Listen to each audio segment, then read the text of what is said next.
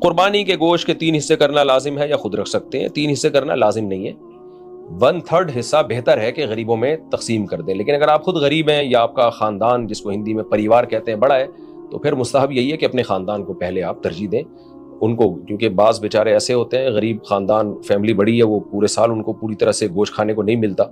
تو پھر فقہا نے مسئلہ بیان کیا ہے کہ ایسا غریب خاندان جس کی فیملی بڑی ہو، اگر انہیں بقرعید میں قربانی کی ہے تو پھر اپنے بچوں ہی کو سارا گوشت کھلا دینا یہ زیادہ بہتر ہے، کیونکہ ان کا حق پہلے. ہاں مالدار لوگ جو ہیں وہ 1/3 کوشش کریں، صدقہ کریں، کیونکہ قرآن میں اللہ نے فرمایا فَكُلُوا مِنْهَا وَأَطْعِمُوا الْبَائِسَ الْفَقِيرَ، خود بھی کھاؤ اور غریب اور مسکینوں کو بھی کھلاؤ. قربانی کا گوشت جہاں سے آیا کیا وہاں لوٹانا ضروری ہے؟ کیا قربانی کا گوشت جہاں سے آئے وہاں دینا ضروری ہے جیسے کہ عام رواج ہے محمد حذیفہ گل کراچی سے؟ نہیں جی، بالکل غلط ہے. اور یہ رواج اگر ہے تو رواج بھی ختم کریں. یہ تو نہیں کہ جس نے گوشت بھیجا تو آپ بھی گوشت دیں، تو بالکل غلط ہو گیا. گوشت جب آپ کے ہاں آئے تو آپ بہتر یہ ہے کہ اس کے 3 حصے کر دیں، ایک غریبوں کے لیے، ایک رشتہ داروں کے لیے اور ایک اپنے لیے. رشتہ داروں کا مطلب یہ ہوتا ہے کہ جو دعوتیں آپ کرتے ہیں وہ بھی رشتہ داروں ہی میں آتی ہے، تو اس لیے آج کل یہ بھی ٹھیک ہے کہ 1/3 صدقہ کر دیں، 2/3 گھر میں رکھ لیں، جس میں آپ دعوتیں بھی ہو رہی ہیں اس میں خود بھی کھا رہے ہیں. اور علماء نے بیان کیا بھائی جس کی اولاد زیادہ ہے، اہل و عیال زیادہ ہیں، اور تو وہ اگر پورا گوشت بھی گھر میں رکھ لے تو بھی ٹھیک ہے، اس لیے کہ اپنے اولاد کا، اپنے بچوں کا حق پہلے، کیونکہ وہ اگر دمبا بیچارے نے ذبح کیا اور وہ 1/3 صدقہ کر دے گا تو 8-10 بچے، تو پھر وہ میرا خیال ہے وہ غریب آدمی کے بچے، تو پھر تو پورے سال بیچاروں کو گوشت نہیں ملتا.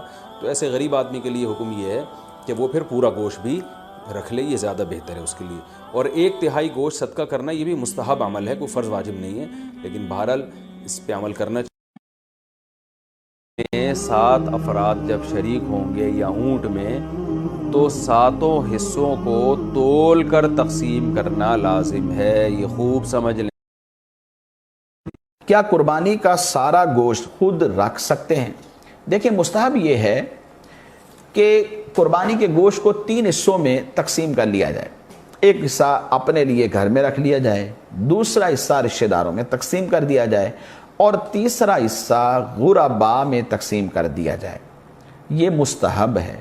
لیکن اگر کوئی شخص نہ غریبوں کو دیتا ہے اور نہ ہی رشتہ داروں میں تقسیم کرتا ہے بلکہ سارا کا سارا اپنے گھر میں ہی رکھ لیتا ہے تو شرعاً اس کے لیے وہ بھی جائز ہے. لیکن مستحب عمل وہی ہے کہ گوشت کے 3 حصے کر لیے جائیں اور اسے 3 حصوں میں تقسیم کر کے استعمال. غیر مسلم کو قربانی کا گوشت دینا کیسا ہے؟ جائز ہے، دے سکتے ہیں. آپ کے اڑوس پڑوس میں کوئی غیر مسلم رہتا ہے اس کو بھی بھیج سکتے ہیں آپ. غیر مسلم کو قربانی کا گوشت دینا،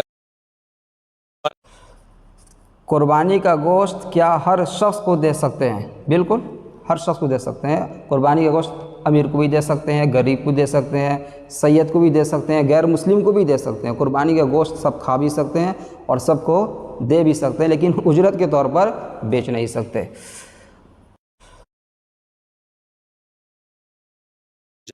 قصائی کو اجرت کے طور پہ قربانی کا گوشت دینا جائز ہے؟ نہیں، جائز نہیں ہے. قصائی کو آپ پیسے الگ سے دیں.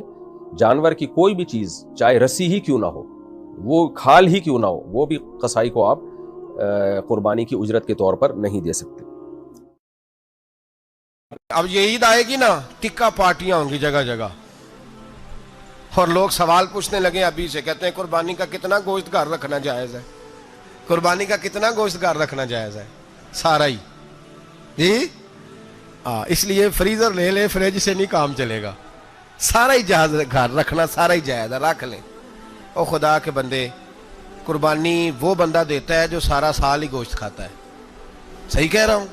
تو سارا گھر میں رکھنا بھی جائز ہے، لیکن سارا دے دینا بھی. تو جو آ رہی ہے اس پہ کیوں توجہ کرتے ہو؟ جو دوسرا جائز ہے اس پہ کیوں نہیں عمل کرتے؟ سارا تقسیم کر دیں، بات ختم ہوئی. یقین کریں محرم میں جا کے دوست ٹیلی فون کر کے سوال پوچھتے ہیں، کہتے ہیں صاحب سنا ہے قربانی کا گوشت محرم میں کھانا جائز نہیں. میں کہ نہیں، ربیع الاول چ بھی جائز جی، رجب رمضان تک کھاؤ، کوئی بندہ نہیں منع کرتا. اس لیے کہ کسی کو دینا تو پسند ہی نہیں، یا پھر اس میں سے جو خاص خاص چیزیں ہیں وہ اپنی فریج میں، اور باقی جو ہے وہ دوسروں کے لیے. یہ ایک شخص نے سوال پوچھا ہے، اگر کسی کی عیالداری زیادہ ہو تو کیا تیسرے حصے سے زیادہ گوشت بھی رکھ سکتا ہے؟ جی ہاں میرے محترم بھائی، اگر اپنے عیالداری زیادہ ہے تو تیسرے حصے سے زیادہ رکھنے کی گنجائش ہے. قربانی کا گوشت کتنے دن تک استعمال کر سکتے ہیں؟ اگر آپ مالدار ہیں تو ذخیرہ اندوزی اور چیزوں کو جمع کرنا ایک نامناسب سا کام ہے، ویسے بھی گوشت کی جو تازگی ہے وہ ختم ہو جاتی ہے، تو قرآن کہتا ہے کھاؤ بھی کھلاؤ بھی، بجائے 6 مہینے اسٹور کرنے کے، جب گوشت کا ذائقہ بھی خراب ہو جائے گا تو بہتر یہی ہے کہ اس کو کھا کے تقسیم کر دیں اس کو. لیکن یہ کوئی لازمی حکم نہیں ہے، شریعت میں جائز ہے، آپ پورے سال بھی اسٹور کر سکتے ہیں. حابیل اور قابیل تو دونوں نے قربانی پیش کی. اس زمانے میں اللہ کا یہ نظام تھا کہ جب قربانی پیش کی جاتی تھی تو آسمان سے آگ آتی تھی اور جس کی قربانی قبول ہوتی تھی اس کو وہ آگ کھا جایا کرتی تھی، تو پتہ چل جاتا تھا کہ کس کی قربانی قبول ہوئی کس کی قبول نہیں ہوئی. یہ اللہ کی طرف سے نظام تھا اس زمانے میں، حضرت آدم علیہ السلام کے زمانے میں. تو ایک بھائی کی جو قربانی تھی وہ اللہ نے قبول کر لی، یعنی حابیل کی قربانی قبول ہو گئی. ان کے جو بھائی تھے قابیل، ان کی قربانی قبول نہیں. پتہ چل گیا اس لیے کہ آگ نے ان کے مال کو نہیں کھایا، ان کی قربانی کو نہیں کھایا، تو پتہ چل گیا. تو وہ جو دوسرا بھائی تھا بڑا ناراض ہوا اور بہت غصہ ہوا اپنے اس بھائی پر جس کی قربانی قبول ہو گئی تھی. تو اس نے ناراضگی کا اظہار کیا. تو اسی موقع پر اس کے بھائی نے کہا، حابیل نے کہا کہ میرے بھائی، اس میں میری کیا غلطی ہے؟ اگر تمہاری قربانی قبول نہیں ہوئی، تمہاری قربانی میں کوئی کمی ہے تو اس میں میں کیا کر سکتا ہوں؟ میرے طرف سے تو کوئی مسئلہ نہیں ہے کہ میں نے کوئی اللہ سے سفارش کی ہو یا اللہ سے کہا ہو کہ تمہاری قربانی کو قبول نہ کریں، ایسا تو نہیں ہے. تو فرمایا کہ انما یتقبل اللہ المتقین، اللہ تعالیٰ تو دلوں کے جو تقوی ہیں اس کے حساب سے قربانی قبول کرتا ہے. اب تم کو اپنا دل دیکھنا چاہیے، اپنی نیت دیکھنی چاہیے. بہرحال اس کی وجہ سے مسئلہ پیدا ہوا اور قرآن میں اس کا پورا تذکرہ ہے، اور قابیل نے حابیل کو قتل کر دیا. تو مسئلہ یہ ہے کہ بہرحال اللہ تبارک و تعالیٰ نے امت محمدیہ پر تو بڑا احسان کیا کہ ہماری قربانی قبول ہوئی کہ نہیں ہوئی یہ تو دکھائی بھی نہیں دیتا ہے. اگر اس زمانے کی طرح ہوتا، اللہ یہ نظام بناتا کہ جس کی قربانی قبول ہوئی وہ پتہ چل جاتی، جس کی نہیں قبول ہوئی وہ بھی پتہ چل جاتی، تو ہم کہیں منہ دکھانے لائق نہیں رہتے، پریشان ہوتے، بے عزت ہوتے اور فساد اور پیدا ہوتا. لیکن اللہ نے بڑا احسان کیا امت محمدیہ پر کہ اس کو پوشیدہ رکھا اور یہ بھی اجازت دے دی کہ چلو اللہ کے نام پر قربانی پیش کی تو سارا گوشت تم کھا لو، استعمال کر لو، آپس میں بانٹ لو. اس کو بھی منع نہیں کیا کہ نہیں قربانی کا مال جو ہے وہ استعمال نہیں کر سکتے. یہ سارے اللہ کے احسانات ہیں. تو بہرحال اس مہینے میں ایک بہت بڑا عمل پیش کیا قربانی کا. اور قربانی کا مطلب کیا ہوتا ہے؟ قربانی کا مطلب یہ ہے کہ ایسا عمل جس کے ذریعے سے بندہ اللہ کے قریب ہو جائے. اب وہ ایک جانور کی گردن پر چھری پھیرنا بھی قربانی ہے، اور اس کے علاوہ جو اعمال ہیں وہ بھی قربانی میں آئیں گے. یعنی بندہ اللہ کو راضی کرنے کے لیے نماز پڑھتا ہے، یہ بھی قربانی ہے. بندہ اگر اللہ کو راضی کرنے کے لیے اپنے مال کی زکوٰۃ نکالتا ہے، یہ بھی قربانی ہے. رمضان کے روزے رکھتا ہے اللہ کا قرب حاصل کرنے کے لیے، یہ بھی قربانی ہے. قرآن کی تلاوت کرتا ہے، اپنی نفسانی خواہشات کو چھوڑتا ہے، تو یہ ساری چیزیں جو ہے قربانی ہی ہیں، اللہ کا قرب حاصل کرنے کا ذریعہ ہے. تو جن چیزوں سے اللہ کا قرب حاصل کیا جائے وہ قربانی ہے. تو بہت طرح کی قربانیاں ہوتی ہیں. اس مہینے میں چونکہ ایک خاص عمل ہوتا ہے جانور کو ذبح کرنا، تو جب بھی قربانی کا تذکرہ ہوتا ہے تو ہمارے دماغ میں وہی تصور آتا ہے اور قربانیوں کو ہم بھول جاتے ہیں. تو ہمیں اس پر غور کرنا ہے کہ یہ جو قربانی کا عمل ہوا یہ چلا گیا، یہ سال میں ایک بار آتا ہے، لیکن اس قربانی کے پیچھے عبرت کیا ہے، اس کا مقصد کیا ہے، وہ ہمیں درس کیا دیتا ہے، ہمیں کیا تعلیم دے کر کے جاتی ہے یہ قربانی. یہ اصل غور کرنے کی چیز ہے کہ قربانی تو چلی گئی، گزر گئی، لیکن قربانی کا مقصد کیا تھا؟ کیوں قربانی اللہ ہم سے کراتا ہے؟ وہ اللہ ہم سے یہ قربانی کرا کر کے چاہتا کیا ہے؟ یہ ایمان والوں کو غور کرنا چاہیے. ظاہر سی بات ہے جو بھی بندہ غور کرے گا اس کو آسانی سے یہ بات سمجھ میں آ جائے گی کہ یہ قربانی کا عمل ہمیں یہ درس دیتا ہے کہ ہم اللہ کے بندے ہیں. ہم کس کے بندے ہیں؟ ہم سب اللہ کے بندے ہیں. ہم سب اپنے رسول کے حکم کے غلام ہیں. ہم ان کی اطاعت کے غلام ہیں. ہم اسی لیے پیدا کیے گئے ہیں. لہذا جو بھی اللہ کا حکم ہوگا اس پر عمل کرنا ایک ایمان والے کی ذمہ داری. اب وہ حکم کچھ بھی ہو سکتا ہے، یہاں تک کہ اولاد کی قربانی بھی اللہ مانگ سکتا ہے اور جانور کی قربانی بھی مانگ سکتا ہے. یہ اللہ کی مرضی ہے, یہ اللہ کا حکم ہے. تو آپ دیکھیں کہ یہ قربانی کتنا بڑا عمل ہے. حضرت ابراہیم علیہ السلام جن کی سنت کو ہم ادا کرتے ہیں, اللہ نے ان سے کتنی قربانیاں لی, ایک قربانی نہیں لی, بڑی قربانیاں لی ان سے. آپ حضرت ابراہیم علیہ السلام کا واقعہ پڑھیں, ان کے قصے پڑھیں, قرآن میں موجود ہیں اور بھی کتابوں میں آپ کو مل جائیں گے, تو آپ کو اندازہ ہوگا کہ اللہ نے صرف ایک یہ ان کے بیٹے کی ایک بار یہ قربانی نہیں لی, بلکہ اس سے پہلے بھی وہ کتنی قربانیاں دے چکے تھے اللہ کی رضا کے لیے, اللہ کے حکم کے لیے, اللہ کی اطاعت کے لیے. اس سے پہلے بھی قربانیاں دی. آگ میں ڈالا گیا, ظاہر سی بات ہے بہت بڑی قربانی تھی وہاں. اس کے بعد ایک بڑھاپے میں بچہ ملا, 80-90 سال کی عمر میں ایک بچہ پیدا ہوتا ہے, اور جب وہ بچہ پیدا ہوگا تو انسان جانتا ہے فطری طور پر کہ اولاد سے ایک انسان کو کتنی محبت ہوتی, بے پناہ محبت ہوتی ہے. وہ بھی ایسی اولاد جو بڑھاپے میں ملی ہو, بڑی تمناؤں کے بعد, بڑی آرزوؤں کے بعد, بڑی دعاؤں کے بعد جب وہ ملتی ہے, اور پھر اس کے بارے میں کوئی یہ کہے کہ اس اولاد کو چھوڑ دو یا اس کو ہمیں دے دو, یا اس کے بارے میں ایسا حکم ہو, تو کیسی تکلیف ہوگی. لیکن حضرت ابراہیم کے ساتھ یہ چیزیں پیش آئیں. اللہ نے ان سے قربانی مانگی کہ ابھی چھوٹے تھے, دودھ پیتے بچے تھے, تب اللہ نے حضرت ابراہیم کو حکم دیا کہ آپ اپنے اس بچے کو اور اپنی بیوی حضرت ہاجرہ کو اس مکے میں, جو آج تو کیا پوچھنے ہیں, رونق ہی رونق ہے, جہاں اللہ کا گھر ہے, جہاں آپ جائے تو پوری چمک دمک ہے, رونق ہے, ہر چیز ہے وہاں پر.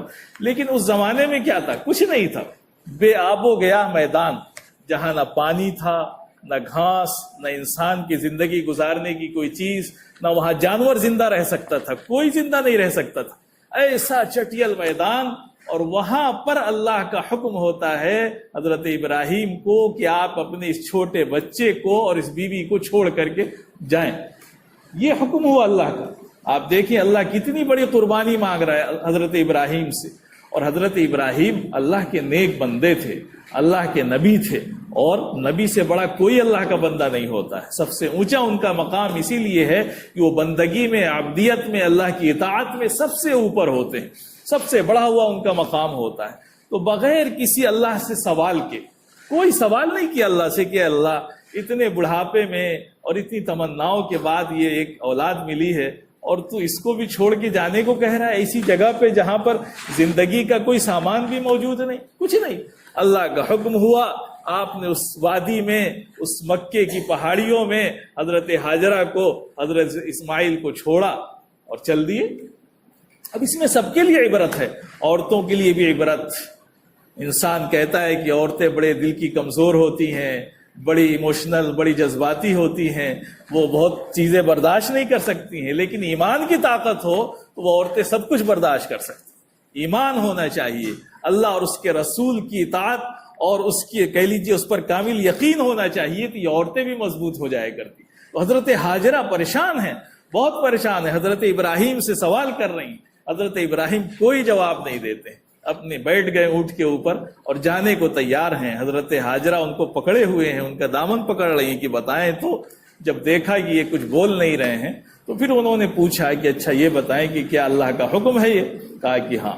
بس اتنا سنا, ان کے دل کو تسلی ہو گئی, اور ان کو یہ نہیں لگا کہ اب اس جنگل میں, اس چٹیل میدان میں جہاں کوئی نہیں, انسان بھی نہیں, جانور بھی نہیں, پانی بھی نہیں, کھانے کا کوئی سامان بھی نہیں, کیسے زندہ ہے. بس اللہ پر یقین تھا, ان کو پتہ چل گیا کہ اللہ کا حکم ہے, چھوڑ دیا. حضرت ابراہیم نکل گئے, اور جب اوجھل ہو گئے اور جا کر کے اللہ سے دعا کی اس مکے کے لیے جو آج پورا آباد ہے. خوب دعا کی اس کے لیے کہ اللہ اس مکے کو آباد کر دے, لوگوں کے دل اس کی طرف مائل کر دے, یہاں سارے دنیا کے جو پھل ہیں وہ بھیج دے یہاں. اب دیکھیں آج جا کر کے مکے میں حضرت ابراہیم کی دعا ایسی قبول ہوئی کہ ساری دنیا میں جو پھل پیدا ہوں گے وہاں والوں کو نہ ملیں, لیکن مکے والوں کو ملیں گے. وہ آباد ہے, وہاں رونق ہے. حضرت ابراہیم کی دعا قبول ہوئی. تو یہ اللہ کے اوپر یقین کی بات ہے. حضرت ہاجرہ نے چھوڑ دیا اور بڑی تکلیفیں برداشت کی, پانی نہیں ملا, دوڑتی تھیں صفا سے مروہ, مروہ سے صفا, ساری چیزیں آپ کو معلوم ہے کتنی تکلیف برداشت کی. یہ قربانی پیش آئی, دے دی انہوں نے, اور اللہ نے اس مکے کو حضرت ہاجرہ اور حضرت اسماعیل کی برکت سے آباد کر دیا. ان کی ایڑی رگڑنے سے آج پانی زمزم پیدا ہوا, اور پوری دنیا اس کو پی رہی ہے، تو یہ برکتیں ہوتی ہیں اللہ والوں کی، جو اللہ کے لیے قربانیاں دیتا ہے، اللہ کی بات کو مان لیتا ہے، ساری دنیا کو چھوڑ دیتا ہے، تو اللہ کی مدد اس کے ساتھ ہمیشہ ہوتی ہے۔ اس کا تجربہ کر کے دیکھ لے۔ تو یہ حضرت ہاجرہ کے ساتھ ہوا، یہاں قربانی پیش کی۔ پھر جب حضرت اسماعیل بڑے ہو گئے، اچھے خاصے ہو گئے، بعض لوگوں نے لکھا کہ بالغ ہو گئے، 13-14 سال کے ہو گئے، یا مختلف عمریں لکھی، جب جوان ہو گئے پھر اللہ کا حکم آ گیا۔ ابھی بھی حضرت ابراہیم کو چھٹی نہیں ملی آزمائش سے، امتحان سے، قربانی سے، پھر اللہ کا حکم آ گیا۔ اب خواب میں دکھا دیا گیا حضرت ابراہیم کو کہ آپ اپنے بیٹے کو ذبح کریے۔ کتنی بڑی قربانی اللہ نے مانگی۔ اب وہ جوان بیٹا جس کے لیے کتنی آرزویں ہوتی ہیں انسان کے اندر، لیکن جب حضرت ابراہیم نے خواب میں دیکھا تو اللہ سے سوال نہیں کیا اٹھنے کے بعد۔ ایک تو انبیاء کی خواب صحیح ہوتی، اور اللہ نے بھی بڑی کہہ لیجیے آزمائش کی کہ ڈائریکٹ وہی نہیں بھیجی۔ اللہ چاہتا تو ڈائریکٹ وہی بھیج دیتا کہ آپ اپنے بیٹی کو قربانی پیش کریے، اللہ نے وہی نہیں بھیجی، بلکہ اور آزمایا کہ خواب میں دکھائیں اور دیکھیں کہ یہ خواب کو سچا مان کر کے اس پر عمل کرتے ہیں یا چونچرا کرتے ہیں۔ اس میں جیسے ہمارے ہاں ہوتا ہے کہ گنجائش نکل جائے کوئی مولانا صاحب، دیکھ لیجئے کچھ بچنے کا راستہ، کچھ نہیں۔ حضرت ابراہیم نے خواب میں دیکھا اور یہ بھی نہیں اللہ سے سوال کیا کہ اللہ یہ تیرا خواب سچا ہے، میں اس پر عمل کروں کہ نہ کروں، تو ایسی آزمائش کیوں کر رہا ہے؟ کچھ نہیں، خواب دیکھا اور اپنے بیٹے سے بس مشورہ کیا، کہا کہ اے بیٹے میں نے خواب میں یہ دیکھا ہے، اب تم بتاؤ تمہاری کیا خواہش ہے، تم کیا چاہتے ہیں؟ تو وہ بھی حضرت اسماعیل تھے، حضرت ہاجرہ اور حضرت ابراہیم کی پرورش والے وہ تھے حضرت اسماعیل۔ انہوں نے بھی کہا کہ نہیں، جو اللہ نے آپ کو حکم دیا ہے آپ اس کو پورا کریے، اور فرمایا کہ ستجدنی انشاءاللہ من الصابرین، کہا کہ اگر اللہ نے چاہا تو آپ مجھے صبر کرنے والوں میں سے پائیں گے، ہے نا؟ یہ بھی بڑی چیز ہے، بڑی عبرت ہوتی ہے قرآن کی ہر چیز کے اندر۔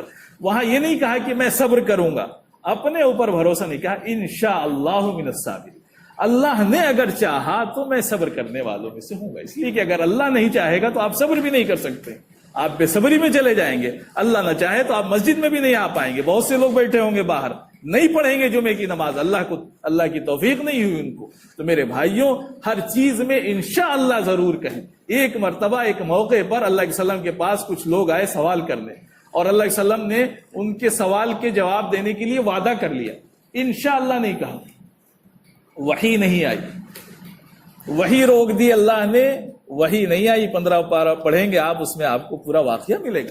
تو وحی نہیں آئی، اللہ نے وحی روک دی۔ کیوں روک دی؟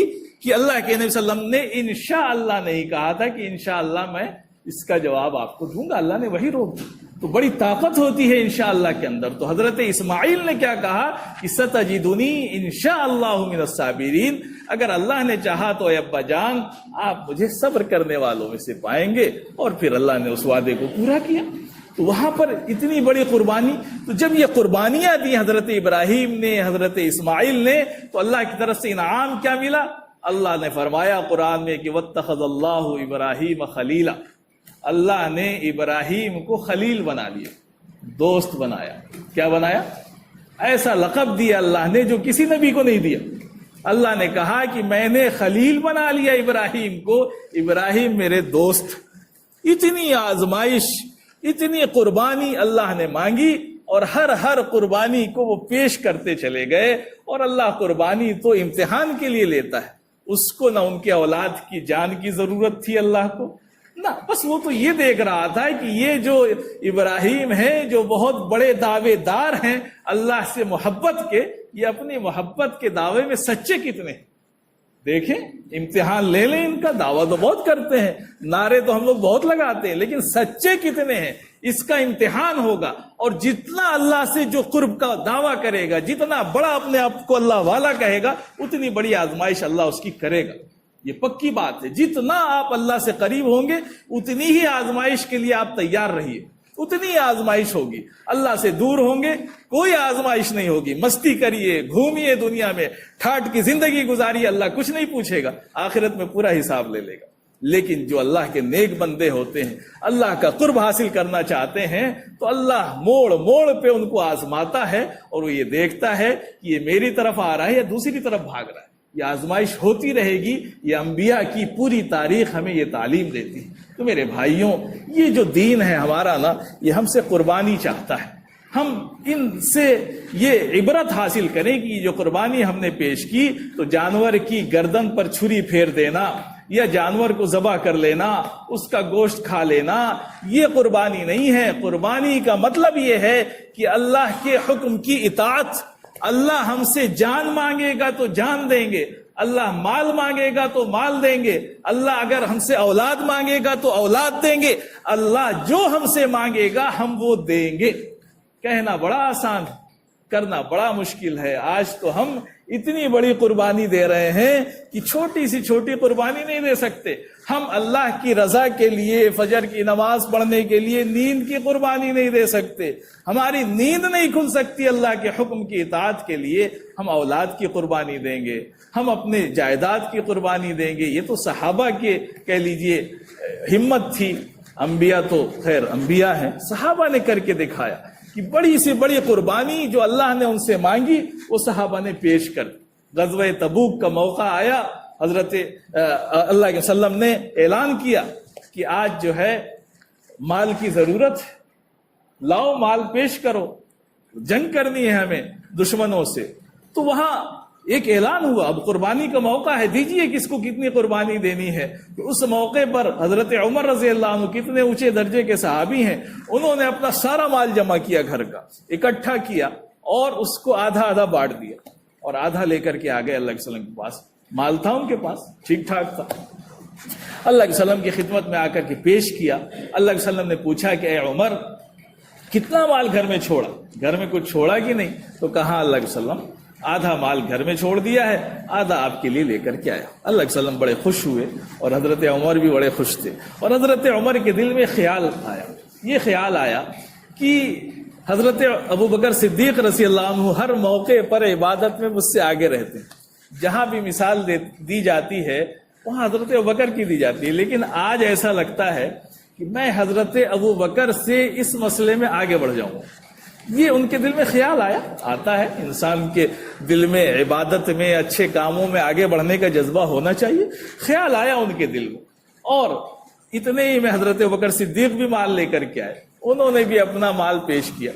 اللہ کے وسلم نے ان سے پوچھا کہ ابوبکر گھر میں کیا چھوڑا؟ تو کہا کہ اللہ کے وسلم میں نے گھر میں اللہ اور اس کے رسول کو چھوڑا ہے، یعنی سارا مال لے کر کے آ گیا۔ تو حضرت عمر فرماتے ہیں کہ میں نے اس دن سے سوچ لیا کہ میں کبھی زندگی میں حضرت ابو بکر سے آگے بڑھ ہی نہیں سکتا ہوں، اس لیے کہ سب کے اپنے اپنے مقام ہیں، قربانی کی سب کے اپنے مقام ہیں۔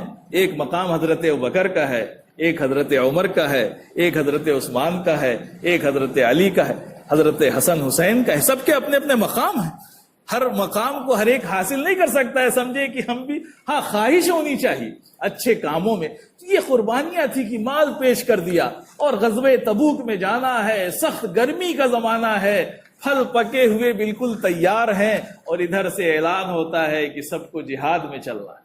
اللہ کے وسلم کا اعلان ہوتا ہے کہ جہاد میں نکلنا ہے، اب سب کچھ چھوڑ کر کے جانا ہے، چاہے کھیتی پکی ہوئی ہے، تیار ہے، یا سوکھ رہی ہے، یا اس میں پانی نہیں ہے، یا آپ کے لیے بیرن تیار ہے، کچھ نہیں، اللہ کا حکم ہے۔ اور جب اللہ کا حکم آئے گا تو آپ کو قربانی دینی پڑے گی، یہی تو دین ہے، اسی کا نام تو دین ہے کہ جب اللہ کا حکم آئے گا تو ہمیں اپنے جذبات کو، اپنی خواہشات کو، اپنے کہہ لیجئے کاموں کی، اپنی تمناؤں کی، ہر چیز کی قربانی پیش کرنی پڑے گی۔ جب قربانی پیش کریں گے تب آپ سچی قربانی دینے والے کہلائیں گے۔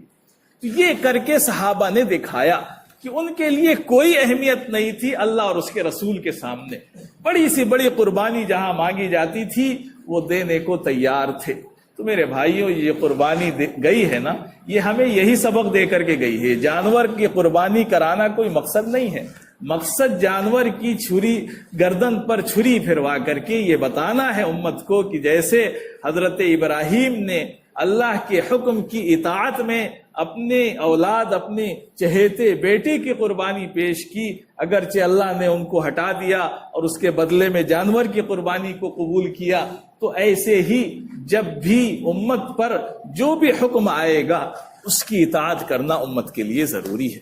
تو ہمارے سامنے دینی احکامات ہیں، یہ بھی ہم سے قربانی مانگتے ہیں، یہ ہمارے جذبات کی، ہمارے خواہشات کی قربانی مانگتے ہیں۔ ہم نے چھری پھیری تو یہ سمجھ کر کے پھیریں کہ اللہ کے حکم کے لیے اس جانور کے گردن پر چھری پھیر رہے ہیں، تو جب موقع آئے گا تو ہم اپنی خواہشات پر بھی چھری پھیر دیں گے، اپنے جذبات پر چھری پھیر دیں گے، اپنے کہہ لیجئے دنیا کی چاہے بڑی سے بڑی چیز ہو اس پر ہم چھری پھیر دیں گے۔ کب؟ جب اللہ اور اس کے رسول کا حکم آ جائے گا۔ اگر یہ جذبہ ہمارے اندر پیدا ہو گیا تو ہماری قربانی سمجھ لیجئے کہ قبول ہو گئی، قربانی کے مقصد کو ہم نے سمجھا، ورنہ بس ایک رسم بن کے رہ گئی کہ ہم نے جو ہے ایک سال میں ایک موقع آیا، جانور کو قربان کر دیا اور اس کے بعد اس کا گوشت کھا لیا اور بڑے خوش ہو گئے۔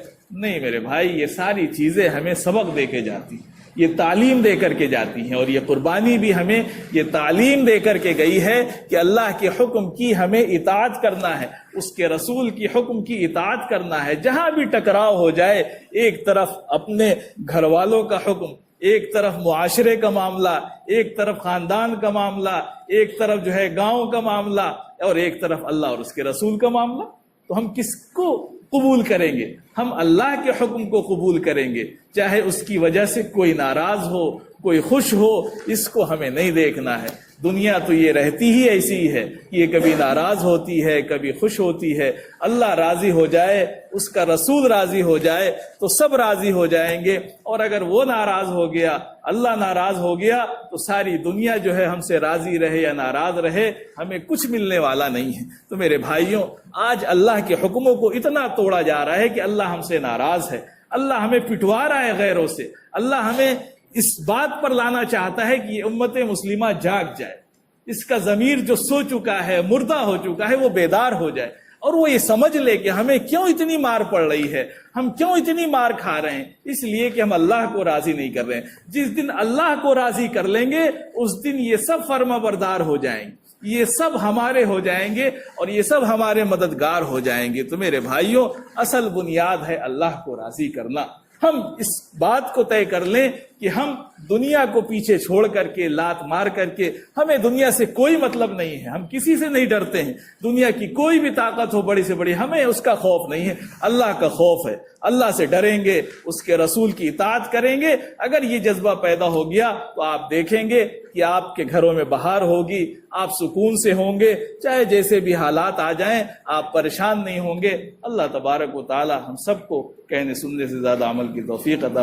اللہ تبارک و تعالیٰ کا شکر اور احسان ہے کہ اللہ تبارک و تعالیٰ نے ابھی ہمیں جو ہے ایک اہم عبادت یعنی قربانی کرنے کی توفیق عطا فرمائی۔ یہ جو مہینہ ہے، اس مہینے میں دو اہم اور خاص عبادتیں ہیں، حج اور قربانی، جو اس مہینے کے علاوہ کبھی نہیں کی جا سکتی۔ صرف یہی مہینہ ایسا ہے جس میں کوئی جا کر کے حج بھی کر سکتا ہے اور قربانی بھی کر سکتا ہے۔ اگر چاہے کہ اس کے علاوہ جو 11 مہینے ہیں کوئی جائے، سعودی عرب چلا جائے، مکہ مدینہ چلا جائے، جا کر کے چاہے کہ حج کر لے تو نہیں کر سکتا ہے۔ اسی طرح سے اگر کوئی قربانی کرنا چاہے تو نہیں کر سکتا ہے۔ یہ دو بڑی اہم عبادتیں تھیں، اور اللہ کی طرف سے جو بھی عبادتیں ہیں وہ سب بامقصد ہیں، ان کے پیچھے ایک مقصد ہوتا ہے، ایک اس کے پیچھے جو ہے عبرت اور درس ہوتا ہے جس کی وجہ سے یہ چیزیں ہوتی۔ اب انسان اتنا مال خرچ کرتا ہے اور اتنی دور کا سفر کرتا ہے، حج کرنے جاتا ہے، اگر وہ مقصد ہی حاصل نہ ہو، صرف گھوم کے چلا آئے تو ظاہر سی بات ہے سب بیکار ہو گیا۔ یا انسان قربانی کرتا ہے اور قربانی کرنے میں جو نیت اور مقصد ہونا چاہیے وہ اگر نہ ہو تو سب بیکار ہے۔ تو اصل چیز جو ہے اس کے مقصد کو اور اس کے اندر جو چیز پوشیدہ ہے اس کو انسان حاصل کرنا چاہیے۔ تو اللہ تبارک و تعالیٰ کی ذات سے امید ہے کہ جو لوگ بھی حج کرنے گئے ہیں، جن کو بھی اللہ نے توفیق دی وہاں تک پہنچے اور وہ واپس آ رہے ہیں، اللہ ان کے حج کو قبول فرمائے، اور جو لوگ جنہوں نے قربانیاں کی ہیں اللہ تعالیٰ ان کی قربانیوں کو بھی قبول فرمائے۔ تو یہ جو امت محمدیہ ہے، اللہ تعالیٰ کے اس پر بڑے احسانات ہیں۔ اللہ تبارک و تعالیٰ نے امت محمدیہ پر بڑے احسانات کیے ہیں۔ ان میں سے ایک احسان یہ بھی ہے کہ اس سے پہلے جو قومیں تھیں، امتیں تھیں، ان میں بھی قربانی تھی، ان کے اندر بھی یہ عبادتیں تھیں، لیکن ان کے ہاں یہ معاملہ الگ تھا کہ پہلی قومیں جب قربانی کرتی تھیں تو ان کو یہ پتہ چل جاتا تھا کہ ان کی قربانی قبول ہوئی کہ نہیں۔ اللہ نے یہ نظام بنایا تھا، اور اس کا نظام یہ تھا کہ جو قربانی کرتا تھا تو قربانی کرنے کے بعد اس کو لے جا کر کے میدان میں رکھ دیا جاتا تھا، اور آسمان سے اللہ کی طرف سے ایک آگ آتی تھی اور اس کو جلا دیتی تھی، کھا جاتی تھی، تو پتہ چلتا تھا کہ اس بندے کی قربانی قبول ہو گئی۔ یہ سلسلہ آپ پڑھیں گے قرآن میں بھی، حضرت آدم علیہ السلام کے جو بیٹے تھے حابیل اور قابیل، ان کا تذکرہ موجود ہے کہ دونوں نے قربانی پیش کی، حابیل نے بھی قابیل نے بھی۔ حابیل جو تھے ان کی قربانی اللہ نے قبول کی، اور قابیل کی قربانی میں کچھ کمی رہ گئی تھی، نیت میں اور عمل میں، اللہ نے قبول نہیں کی۔ جب قبول نہیں کی تو اس کی وجہ سے قابیل کو اپنے بھائی حابیل سے ہی حسد ہو گیا کہ ان کی قربانی کیوں قبول ہو گئی، میری کیوں نہیں قبول ہوئی، ہے نا؟ قرآن میں اس کا تذکرہ ہے، آپ پڑھیں گے، ہے نا؟ تو نہیں قبول کی اللہ نے، اس لیے کہ اللہ تعالیٰ جو ہے کس چیز کو قبول کرتا ہے؟ نیت کو، دل کے صحیح ارادے کو، اور اس میں کوئی کمی رہ جائے، وہ چیز صحیح نہ ہو تو اللہ قبول نہیں کرتا ہے۔ تو وہاں چونکہ ظاہر ہو جاتا تھا، اور انسان جو ہے اس کی فطرت میں بڑی حسد ہے، یہ حسد بہت کرتا ہے، تو کسی کی اچھائی کو دیکھ کر کے بھی اس کو جلن ہوتی ہے، کسی کی نیکی کو دیکھ کر کے بھی اس کو حسد ہوتی ہے، کسی کی ترقی دیکھ کر کے بھی اس کو حسد ہوتی ہے۔ تو وہ وہاں بھی مسئلہ پیدا ہوا کہ دونوں تھے بھائی، لیکن حابیل کی قربانی جب قبول ہو گئی اور قابیل کی نہیں قبول ہوئی تو وہ بڑا ناراض ہوا، اور بات یہاں تک پہنچ گئی کہ اس نے کہا کہ لاقتلنک، میں تم کو قتل کر دوں گا۔ تو جو حابیل تھے انہوں نے کہا کہ ٹھیک ہے نا، اگر تم مجھے قتل کرو گے تو میں تمہیں قتل نہیں کروں گا، ہے نا؟ لئن بسطت الی یدک لتقتلنی ما انا بباسط یدی الیک لاقتلک، تم اگر ہاتھ بڑھاؤ گے مجھے مارنے کے لیے تو میں تمہیں قتل نہیں کروں گا۔ تو قابیل نے حابیل کو قتل کر دیا۔ یعنی حسد، انسان کے اندر حسد جو ہے، حسد کی بیماری بڑی خطرناک ہوتی ہے کہ وہ دوسروں کی نیکی، دوسروں کی اچھائی، دوسروں کی ترقی دیکھ کر کے بھی وہ حسد کرنے لگتا ہے کہ ان کی چیز کیوں قبول ہو گئی، میری قبول کیوں نہیں؟ ارے بھائی، انہوں نے کہا کہ تمہاری قبول نہیں ہوئی تو اس میں میری کیا غلطی ہے؟ اب تم سوچو کہ تمہاری قربانی میں کیا کمی تھی کہ اللہ نے اس کو قبول نہیں کیا۔ میں نے تو اللہ سے نہیں کہا تھا کہ تمہاری قربانی قبول نہ کریں، یا میں نے تو کوئی رکاوٹ نہیں ڈالی تمہاری قربانی میں، لیکن ثانی فطرت ہے۔ تو بہرحال تو پتہ چلا، ہے نا؟ اور اس نے فرمایا کہ انما یتقبل اللہ المتقین، اللہ تعالیٰ جو ہے متقی کے، ہے نا، قربانی کو قبول کرتا ہے، یعنی جس کے دل کی نیت صحیح ہوگی، ارادہ صحیح ہوگا، اس کی قربانی کو قبول کرتا ہے۔ تو ہمارے اوپر تو اللہ کا احسان ہے، ہمیں تو پتہ ہی نہیں چلا، اور ہمیں تو اللہ کا حکم یہی ہے کہ ہم اللہ سے حسن ظن رکھیں، اچھا گمان رکھیں، اور یہ سمجھیں کہ یقیناً اللہ نے ہماری قربانی ضرور قبول کی ہوگی۔ تو اللہ تعالیٰ جو ہے قبول کرتا بھی ہے، ہمیں کوشش کرنی چاہیے کہ اپنی نیتوں کو درست رکھیں۔ تو یہ جو قربانی کا عمل ہمارے سامنے آیا، اس کا مقصد کیا ہے، پیغام کیا ہے؟ صرف یہ مقصد تھا کہ ایک جانور کو قربان کر دیا جائے، اس کے گردن پر چھری پھیر دی جائے اور اس کا گوشت کھا لیا جائے، بس یہ مقصد نہیں ہے۔ آپ اس کے پیچھے کی پوری کہانی سے واقف ہیں۔ اللہ کیا چاہتا ہے؟ اللہ تو یہ چاہتا ہے کہ اللہ کے حکم پر آپ کی سب سے محبوب چیز، سب سے چہیتی چیز، سب سے آپ کی قیمتی چیز جو آپ کے پاس ہے، اگر اللہ کا حکم ہو جائے تو آپ اللہ کے نام پر اس کو قربان کر دیں۔ یہی اس کی کہانی۔ اس لیے کہ حضرت اسماعیل علیہ السلام کو حضرت ابراہیم علیہ السلام نے جو ذبح کیا تو اس کے پیچھے کہانی کیا ہے؟ یہی کہانی تو ہے، اللہ کی طرف سے آزمائش، اللہ کی طرف سے امتحان، کہ اللہ تبارک و تعالیٰ نے حضرت ابراہیم جو تھے وہ اللہ کے بہت چہیتے نبی ہیں، جیسے ہم سب کے آقا جناب محمد الرسول اللہ صلی اللہ علیہ وسلم اللہ کے بڑے چہیتے ہیں، تو آپ کو حبیب اللہ کہا جاتا ہے، آپ اللہ کے محبوب، اللہ کے چہیتے۔ تو حضرت ابراہیم بھی خلیل اللہ ہیں، وہ اللہ کے دوست ہیں، بڑا اونچا مقام تھا حضرت ابراہیم کا۔ اور اللہ کی طرف سے یہ نظام ہے، جو جتنا دیندار ہوگا، جتنا ایمان میں مضبوط ہوگا، جتنا اللہ کا قرب حاصل کرنا چاہے گا، اتنی ہی سخت آزمائش اس کی ہوگی۔ یہ اللہ کی سنت ہے، اس سے کوئی نہیں بچ سکتا ہے۔ تو یہ اللہ کا نظام تھا۔ حضرت ابراہیم علیہ السلام جو بہت بڑے موحد، توحید کے بڑے مضبوط داعی تھے، اللہ نے ان کی بڑی آزمائش کی۔ نمرود نے ان کو آگ میں ڈلوایا، اس آگ کی آزمائش سے آپ نکل کر کے آئے۔ پھر آپ کے پاس اولاد نہیں تھی، اللہ تبارک و تعالیٰ نے آپ کو بڑھاپے میں 80-90 سال کی عمر میں بڑی آرزوؤں کے بعد، بڑی تمناؤں کے بعد، بڑی دعاؤں کے بعد اللہ نے حضرت اسماعیل علیہ السلام کی شکل میں اولاد عطا فرمائی۔ جب اولاد عطا فرمائی تو اولاد سے بڑی محبت ہوتی ہے انسان کو، ہر چیز اس پر قربان کرنا چاہتا ہے۔ یہ اللہ نے فطری طور پر انسان کے دل میں محبت رکھی کہ ہر انسان کو اولاد کی بڑی چاہت ہوتی ہے، اور جن کے پاس اولاد نہیں ہوتی ہے وہ اس تکلیف کو محسوس کرتے ہیں۔ تو اللہ تعالیٰ نے جب ان کو اولاد دے دی تو اس کے بعد امتحان لیا اللہ تعالیٰ نے ہے نا ان کو مکے بھیجا۔ حضرت ہاجرہ ہیں اور حضرت اسماعیل ہیں، ابھی دودھ پیتے بچے ہیں چھوٹے سے۔ تو حضرت ابراہیم کو اللہ نے حکم دیا کہ آپ ان کو یہیں چھوڑ کر کے مکے میں اور جائیں۔ اور مکہ اس وقت، مکے کی حالت کیا تھی؟ بے آب و گیاہ، بالکل چٹیل، صرف پہاڑ تھے، گرمی تھی، وہاں پر نہ کوئی پانی، نہ کوئی درخت، نہ کوئی گھاس، نہ کوئی زندگی کی علامت، کچھ نہیں تھا وہاں پر۔ آج جو دیکھتا ہے لگتا ہے کہ کیا کہیں، تو آج تو رونق ہی رونق ہے، لیکن اس وقت تو کچھ نہیں تھا۔ تو حضرت ابراہیم علیہ السلام کو حکم ہو گیا، اللہ کے نبی تھے، اور جو نبی ہوتے ہیں وہ اللہ کے سب سے بڑے بندے ہوا کرتے، تو انہوں نے بغیر کسی چوں چرا کے حضرت اسماعیل اور حضرت ہاجرہ کو وہیں پہ چھوڑا اس جنگل میں اور چل دیے۔ حضرت ہاجرہ بڑی پریشان ہوئی، اور ظاہر سی بات ہے ایک عورت ایک بچے کے ساتھ اس جنگل میں کیسے اکیلے رہ سکتی ہے، لیکن بہرحال اللہ کا حکم تھا، اور اللہ کا حکم تو ہے نا ماننا ہی پڑتا ہے، اس لیے کہ ہم تو اللہ کے بندے ہیں، اللہ کا حکم نہ مانے تو یہ تو نافرمانی کی بات ہے۔ تو حضرت ابراہیم تو اللہ کے نبی تھے، ان سے بڑا فرما بردار کون ہو سکتا ہے؟ اللہ کے نبی نے بات مانی اور جانے لگے۔ حضرت ہاجرہ جو تھی بڑی پریشان تھیں، بہت کوشش کی کہ بھائی بتائیے کیوں جا رہے ہیں، خاموش تھے وہ، اس لیے کہ اللہ کا حکم تھا۔ جب دیکھا کہ یہ بالکل جانے کے لیے تیار ہیں تو آخر میں انہوں نے پوچھا کہ کیا یہ اللہ کا حکم ہے؟ کہا کہ ہاں، بس اتنا کہا اور چل دی۔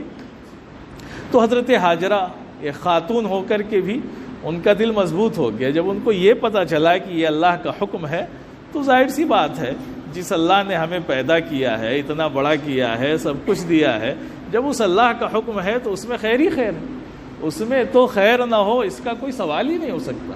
یہ تو ہماری چھوٹی سوچ ہوتی ہے کہ ہم مصیبت یا پریشانی یا حادثے پر اللہ سے جو ہے نا شکوہ شکایت کرنے لگتے ہیں، لیکن اللہ کی ذات تو جس نے ہمیں پیدا کیا، یہ جو اولاد ہے وہ بھی اللہ ہی نے ہمیں دی، یہ بیوی اللہ ہی نے ہمیں دی، اگر وہ ہم سے مانگے گا تو کیا ہم انکار کر دیں گے؟ نہیں انکار کر سکتے، اور انکار کر کے جائیں گے کہاں؟ رہنا تو اسی کی حکومت میں ہمیں ہے، وہ جب چاہے جیسے چاہے لے سکتا ہے ہم سے، وہ چیز اسی نے دی ہے اور وہ جب چاہے لے سکتا ہے۔ تو بہرحال اللہ کا حکم تھا، چل دیے، اور حضرت ہاجرہ کو بھی اطمینان ہو گیا، لیکن ایک ماں تھیں، پریشان تھیں، ادھر سے ادھر دوڑ رہی ہیں، مروہ سے صفا، صفا سے مروہ دوڑ لگا رہی ہیں اس پریشانی کی حالت میں کہ کوئی دکھ جائے، کوئی مل جائے، کہیں سے کوئی قافلہ آتا ہوا نظر آ جائے، کہیں سے پانی مل جائے کہ بچے کو پلا دیں، ہے نا، اور وہ اپنا ایڑی رگڑ رہے ہیں۔ اللہ نے اس ایڑی رگڑنے کی برکت سے پانی کا چشمہ جاری کر دیا جو آج زمزم کے نام سے مشہور ہے، اور ساری دنیا اس کو استعمال کر رہی۔ تو یہ اللہ کا نظام ہے، اللہ کی برکتیں ہیں۔ اور پھر اس کے بعد اللہ نے کیسا مکے کو آباد کر دیا، آپ دیکھیں کیسا آباد کر دیا۔ تو جو حضرت ابراہیم علیہ السلام کے امتحان اور آزمائشیں چلیں، ان میں ایک آزمائش پھر بعد میں چل کر کے یہ بھی ہوئی کہ جب حضرت اسماعیل بڑے ہو گئے اور اس قابل ہو گئے کہ جب بچہ بڑا ہو جاتا ہے اور 13-14 سال اور اس عمر کو پہنچتا ہے تو اور زیادہ محبت اس سے بڑھ جاتی ہے انسان کی۔ تو اللہ نے پھر سوچا کہ اپنے خلیل کو پھر آزمائیں کہ یہ اپنے بچے سے زیادہ محبت کرتے ہیں یا مجھ سے زیادہ محبت کرتے ہیں، کس کو ترجیح دیتے ہیں۔ یہی تو اللہ کا امتحان ہوتا ہے دنیا میں، کہ ہم اپنی دنیا کی چیزوں کو ترجیح دیتے ہیں یا اللہ کو ترجیح دیتے ہیں۔ بس یہی کشمکش چلتی رہے گی، موت آ جائے گی۔ یہ سلسلہ چلتا رہے گا، اس سے کوئی نہیں بچ سکتا ہے۔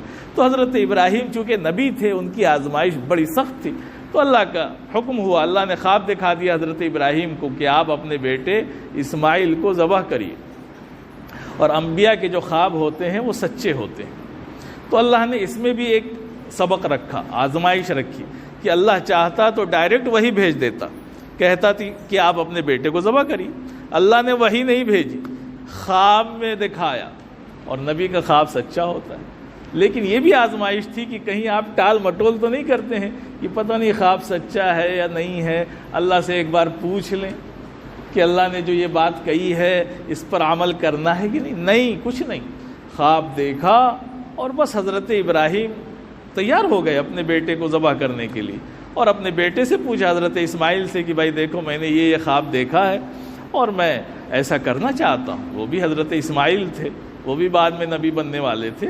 انہوں نے کہا کہ ابا جان، جو اللہ نے آپ کو حکم دیا ہے آپ بخوشی اس کو پورا کریے، ستجدنی انشاءاللہ من الصابرین، اور فرمایا کہ آپ انشاءاللہ مجھے صبر کرنے والوں میں سے پائیں گے۔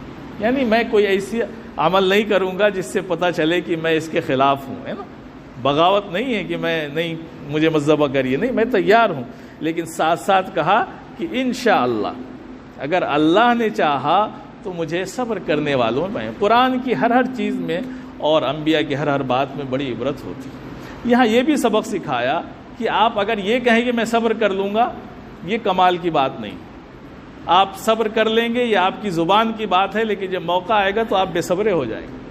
ہاں، اللہ اگر صبر دے دے تو آپ صبر کر سکتے ہیں، بڑے سے بڑی مصیبت، بڑے سے بڑے مسئلے اور بڑے سے بڑے حادثے میں اگر اللہ صبر نہ دے تو آپ اپنی ہمت سے صبر کر لیں۔ بڑے بڑے صبر کرنے والے طاقتور لوگوں کو دیکھا کہ وہ بے صبرے ہو جاتے، تو انہوں نے یہ کہا کہ انشاءاللہ من الصابرین، اللہ نے چاہا تو آپ پائیں گے کہ میں صبر کرنے والوں میں سے رہوں گا، مجھے کوئی اعتراض نہیں ہوگا، آپ مجھے ذبح کر دیں۔ تو یہ نصیحت کی بات ہے۔ بہرحال اللہ تعالیٰ کو جو امتحان لینا تھا وہ امتحان لیا کہ حضرت ابراہیم علیہ السلام نے اپنی طرف سے پوری کارروائی کر دی کہ لے گئے اپنے بیٹے کی گردن پر چھری پھیری۔ ہاں، اللہ کو چونکہ بیٹے کی قربانی مقصود نہیں تھی، امتحان مقصود تھا، تو اللہ نے بیٹے کو بھی بچا لیا اور قربانی بھی کرا دی کہ جنت سے ایک میڈھا بھیجا، اس کی قربانی ہو گئی۔ جب حضرت ابراہیم نے چونکہ پٹی باندھ رکھی تھی، ہے نا، انہوں نے کہا ہے نا حضرت اسماعیل نے کہ ابا جان آنکھوں پہ پٹی باندھ لیجئے، کہیں ایسا نہ ہو کہ جب آپ چھری چلانے آئیں تو بیٹے کی محبت آپ کے دل میں جاگ جائے اور آپ قربانی نہ کر سکے، پٹی باندھ لیجیے۔ انہوں نے پٹی باندھ لی، اور ادھر اللہ تعالیٰ نے وہ انتظام کیا کہ وہاں پر میڈھا آیا، حضرت اسماعیل کو ہٹا لیا گیا اور چھری پھیری تو میڈھا ذبح۔ تو پورا، یعنی انہوں نے اپنا پورا کام کر دیا، جو اللہ کا حکم تھا، جو اللہ کی طرف سے آزمائش تھی، اس میں وہ پورے کھرے اتر گئے اور کامیاب ہو گئے۔ اس لیے اللہ نے قرآن میں فرمایا کہ واتخذ اللہ ابراہیم خلیلا، اللہ نے ابراہیم علیہ السلام کو اپنا دوست بنایا، خلیل بنایا، جگری دوست کو کہتے ہیں، ہے نا، اللہ نے یہ لقب کسی نبی کو نہیں دیا، تو اللہ کے خلیل تھے حضرت ابراہیم کی۔ بار بار اللہ نے ان کی آزمائش کی، ان کو آزمایا، اور وہ ہر آزمائش اور امتحان میں کامیاب ہوتے چلے گئے۔ تو یہی اس کا پیغام ہے، قربانی کا پیغام ہی یہی ہے کہ ہم سب کو اللہ نے یہ دکھایا کہ وہ قربانی جو حضرت اسماعیل نے اپنے بیٹے کی دی تھی، اس قربانی کو ہمیشہ کے لیے لاگو کر دیا کہ اب یہ امت اس سنت کی یادگار مناتی رہے گی اور یہ یاد تازہ ہوتی رہے گی کہ اللہ کے حکم پر، اللہ کی اطاعت میں ہماری محبوب چیز بھی قربان ہے۔ تو یہ صرف قربانی جو ہے جانور کاٹنے کا نام نہیں ہے، اس پیغام کو، اس مقصد کو، اور وہ جو اس کے پیچھے درس ہے اور جو سبق ہے، اس کو حاصل کرنے کا نام ہے۔ اگر وہ حاصل نہیں کیا، صرف جانور کی قربانی کر دی، گوشت کھا لیا، تو کیا فائدہ ہوا؟ کوئی فائدہ نہیں ہوا۔ اصل تو یہ ہے کہ ہم سمجھیں کہ اللہ چاہتا کیا ہے یہ قربانی کرا کے، یہی چاہتا ہے کہ آپ اللہ کے بندے بن جائیں، آپ کے دل میں ہر پل ہر آن یہ احساس ہو کہ آپ اللہ کے بندے ہیں، اللہ آپ کا مالک ہے، وہ آپ کا حاکم ہے، اس نے آپ کو پیدا کیا ہے، وہ جب چاہے جیسے چاہے جو چاہے آپ کو حکم دے سکتا ہے، اور آپ اس کے غلام ہیں، آپ کی مجبوری ہے کہ آپ کو اس کا حکم ماننا ہی پڑے گا، اور نہیں مانیں گے تو پھر کہاں جائیں گے آپ؟ کون سی ایسی زمین ہے، کون سا ایسا آسمان ہے، کون سی ایسی دنیا ہے جہاں اللہ کے باغی بن کر کے آپ زندگی گزار سکتے ہیں؟ ہے کوئی جگہ آپ کے لیے کہ آپ اللہ کی بغاوت کریں اور چلے جائیں؟ ہاں، یہ اللہ کا کرم ہے کہ اس کی ذات رحیم ہے، کریم ہے، شفیق ہے، بڑی مہربان ہے، وہ بہت زیادہ رحمت والا ہے، وہ ہماری نافرمانیوں کو، بغاوتوں کو معاف کرتا رہتا ہے، درگزر کرتا رہتا ہے، اس کو بڑی محبت ہے اپنے ان بندوں سے، یہ الگ بات ہے۔ لیکن کوئی چاہے کہ اس کی بغاوت کر کے کہیں چلا جائے، دنیا میں اس کے لیے کوئی جگہ ہو جہاں دوسرا خدا اس کو مل جائے، تو ایسا کچھ نہیں ہو سکتا ہے۔ تو ہم سب کو یہ احساس دلایا جاتا ہے اس قربانی سے کہ ہم اللہ کے بندے ہیں، اس کے غلام ہیں، اس کے حکم کی اطاعت کرنا ہم پر لازم ہے۔ ہم اللہ اور اس کے رسول کے غلام بنا کر کے اس دنیا میں بھیجے گئے ہیں، اگر اس سے ہٹ کر کے ہم کہیں جانا چاہتے ہیں تو یہ اللہ کی نافرمانی ہوگی۔ تو اس پیغام کو ہمیں سمجھنا ہے کہ یہ قربانی جو ہے ہمیں یہی پیغام دے کر کے گئی ہے کہ ہم قربانی جو کر رہے ہیں یہ قربانی اللہ کے حکم کی اطاعت میں ہے، کہ جس طرح حضرت اسماعیل نے اللہ کے حکم کی اطاعت میں، اللہ کی چاہت میں اپنے سب سے محبوب چیز یعنی اپنی اولاد کو اللہ کے لیے قربان کرنا پسند کیا، لیکن اللہ کو ناراض کرنا پسند نہیں کیا، بلکہ چوں چرا اور کیوں یہ بھی نہیں کیا، یہ بھی نہیں پوچھا کہ اے اللہ تو نے اتنے بڑھاپے میں اتنی آرزوؤں کے بعد یہ اولاد دی ہے، کیوں مجھ سے چھین رہا ہے؟ نہیں، کچھ نہیں، بس اس نے دیا ہے، وہ لینا چاہتا ہے، اس کی مرضی، کون اس میں اعتراض کر سکتا ہے بھائی؟ تو حدیث سے بھی یہی چیز ثابت ہوتی ہے کہ ایک صحابیہ ہیں، ان کے بچے کا انتقال ہو گیا، حضرت ابو طلحہ کی بیوی ہیں، تو حضرت ابو طلحہ رات میں آئے، اب ان کے بچے کا انتقال ہو گیا، اور انہوں نے اپنے شوہر جو بیچارے کام پہ گئے ہوئے تھے، تھک کر کے شام کو آئے، تو انہوں نے اپنے شوہر کو کچھ نہیں بتایا، بچے کا انتقال ہو گیا، بچے کو کمرے میں لٹا دیا، چادر ڈھانک دی، بچہ بیمار تھا، تو جب وہ آئے پوچھا کہ بچے کا کیا حال ہے، تو کہا کہ پہلے سے بھی زیادہ ٹھیک ہے۔ اور وہ اطمینان سے ہو گئے، کھانا کھایا اور اپنا ساتھ میں رہے، اور اس کے بعد جب اطمینان ہو گیا، ان کی تھکان اتر گئی، بالکل پرسکون ہو گئے حضرت ابو طلحہ، تب ام سلیم جو ان کی بیوی تھی، تو انہوں نے ان سے کہا کہ یہ بتائیے کہ اگر اللہ نے نہیں کہا کہ اگر کسی نے کسی کو کوئی چیز دی ہو بطور امانت کے، اور پھر وہ چیز اپنی مانگنے آئے تو کیا کریں گے آپ؟ کہا کہ بھائی کیا کریں گے، اگر کسی نے کوئی چیز ہمیں دی تھی بطور امانت، وہ ہم سے مانگے گا تو ہم اس کو دے دیں گے۔ تو کہا کہ بس تو اللہ نے جو آپ کو امانت دی تھی، جو اولاد کی نعمت دی تھی، وہ اللہ نے چھین لی، بچے کا انتقال ہو گیا۔ اب حضرت ابو طلحہ ظاہر سی بات ہے بڑے ناراض ہوئے، بڑا غصہ ہوئے، کہا کہ تم نے بتایا نہیں، اب بتا رہی ہو۔ تو اللہ کے وسلم کے پاس چلے گئے غصے میں، اور کہا اللہ علیہ وسلم دیکھو انہوں نے ایسا کیا میرے ساتھ، انہوں نے مجھے بتایا بھی نہیں۔ اللہ علیہ وسلم بڑے خوش ہوئے، بڑی دعائیں دی حضرت ام سلیم کو، کہا کہ بہت اچھا کیا انہوں نے، بہت اچھا کیا، اور کہا کہ جاؤ اللہ تعالیٰ جو ہے تمہاری اس رات میں برکت دے گا۔ پھر اللہ نے اولاد دی، تو اللہ ہی دیتا ہے، اللہ ہی لیتا ہے، وہ جب چاہے اولاد کی نعمت، باپ کی نعمت، مال کی نعمت جو اس نے دی ہے، جب چاہے منٹوں میں، سیکنڈوں میں وہ ہم سے چھین سکتا ہے۔ ہماری اپنی نہیں ہے کہ ہم سوچیں کہ ہمارے پاس مال آ گیا، اب دنیا کی کوئی طاقت نہیں چھین سکتی ہے۔ منٹوں سیکنڈوں میں لوگوں کو سڑک پہ آتے دیکھا ہے، بڑے بڑے جو ہے مال والے منٹوں سیکنڈوں میں سڑک پہ آ گئے، کنگال ہو گئے، بینک کا لون بھرنا مشکل ہو گیا، اور ایسی حالت میں ہو گئے کہ جا کر کے کود گئے گنگا میں، خودکشی کر لی۔ تو کیا آپ سمجھتے ہیں اللہ کی قدرت کو، اللہ کی بڑائی کو، اللہ کی حکمت کو؟ تو اللہ نے ہم سے قربانی کرائی تو یہ سبق سکھایا کہ دیکھو تم اللہ کے حکم کے پابند ہو، اللہ نے ابھی حکم دیا تو اس کے حکم پر جانور کی قربانی پیش کی، اللہ کا حکم ہو جائے کہ تم اپنے آپ کو اللہ کی راہ میں پیش کر دو تو پیش کرنا پڑے گا۔ ان اللہ اشترى من المؤمنین، اللہ نے تو مومنین سے خرید لیا ہے، کس چیز کو؟ انفسہم و اموالہم، ان کے مال کو بھی، ان کی جان کو بھی، کس لیے خریدا ہے نا؟ بِأَنَّ لَهُمْ ہے نا الجنہ، ان کے لیے ہے نا اس جنت کے بدلے میں اللہ نے ہماری سب چیز خرید لی ہے، ہم یہاں کے باسی نہیں ہیں، ہمیں جنت میں جانا ہے۔ سب اللہ کا، مال بھی اللہ کا، جان بھی اللہ۔ مال مانگے گا، مال اللہ کے راستے میں خرچ کر دیں گے۔ اللہ اولاد مانگے گا تو ہم بھی اولاد اپنی پیش کر دیں گے اللہ کی راہ میں۔ جو کچھ اللہ مانگے گا دے دیں گے، اس لیے کہ ہمیں یہاں کتنے دن رہنا ہے، ہمارے لیے ہے کیا یہاں پر؟ کچھ نہیں ہے، چند روزہ زندگی ہے۔ کل کا ہے نا، کل کی بھی خبر نہیں کہ کل کیا ہونے والا ہے۔ تو ہم ایسی زندگی پر بھروسہ کریں یا اس زندگی پر بھروسہ کریں جہاں ہمیشہ ہمیشہ ہمیں جا کر کے رہنا ہے۔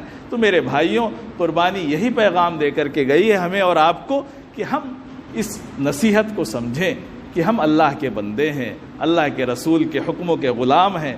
جو اللہ اور اس کے رسول کا حکم ہوگا اس کے سامنے ہمیں گردن جھکانی پڑے گی۔ اگر وہاں سے حکم ہوا کہ اولاد کی قربانی کرو تو ہم خوشی خوشی اللہ کی دی ہوئی نعمت کو اللہ کی راہ میں قربان کر دیں گے۔ اگر اللہ کا حکم ہوا کہ مال کی قربانی پیش کرو، مال پیش کر دیں گے۔ تو جو ٹکراؤ ہوتا ہے یہی امتحان ہوتا ہے۔ ایک طرف اللہ کا حکم، ایک طرف ابا کا حکم، ایک طرف معاشرے کا حکم، ایک طرف جو ہے کہہ لیجئے گاؤں والوں کا، ایک طرف جو ہے سماج کا، ایک طرف جو ہے معاشرے کا۔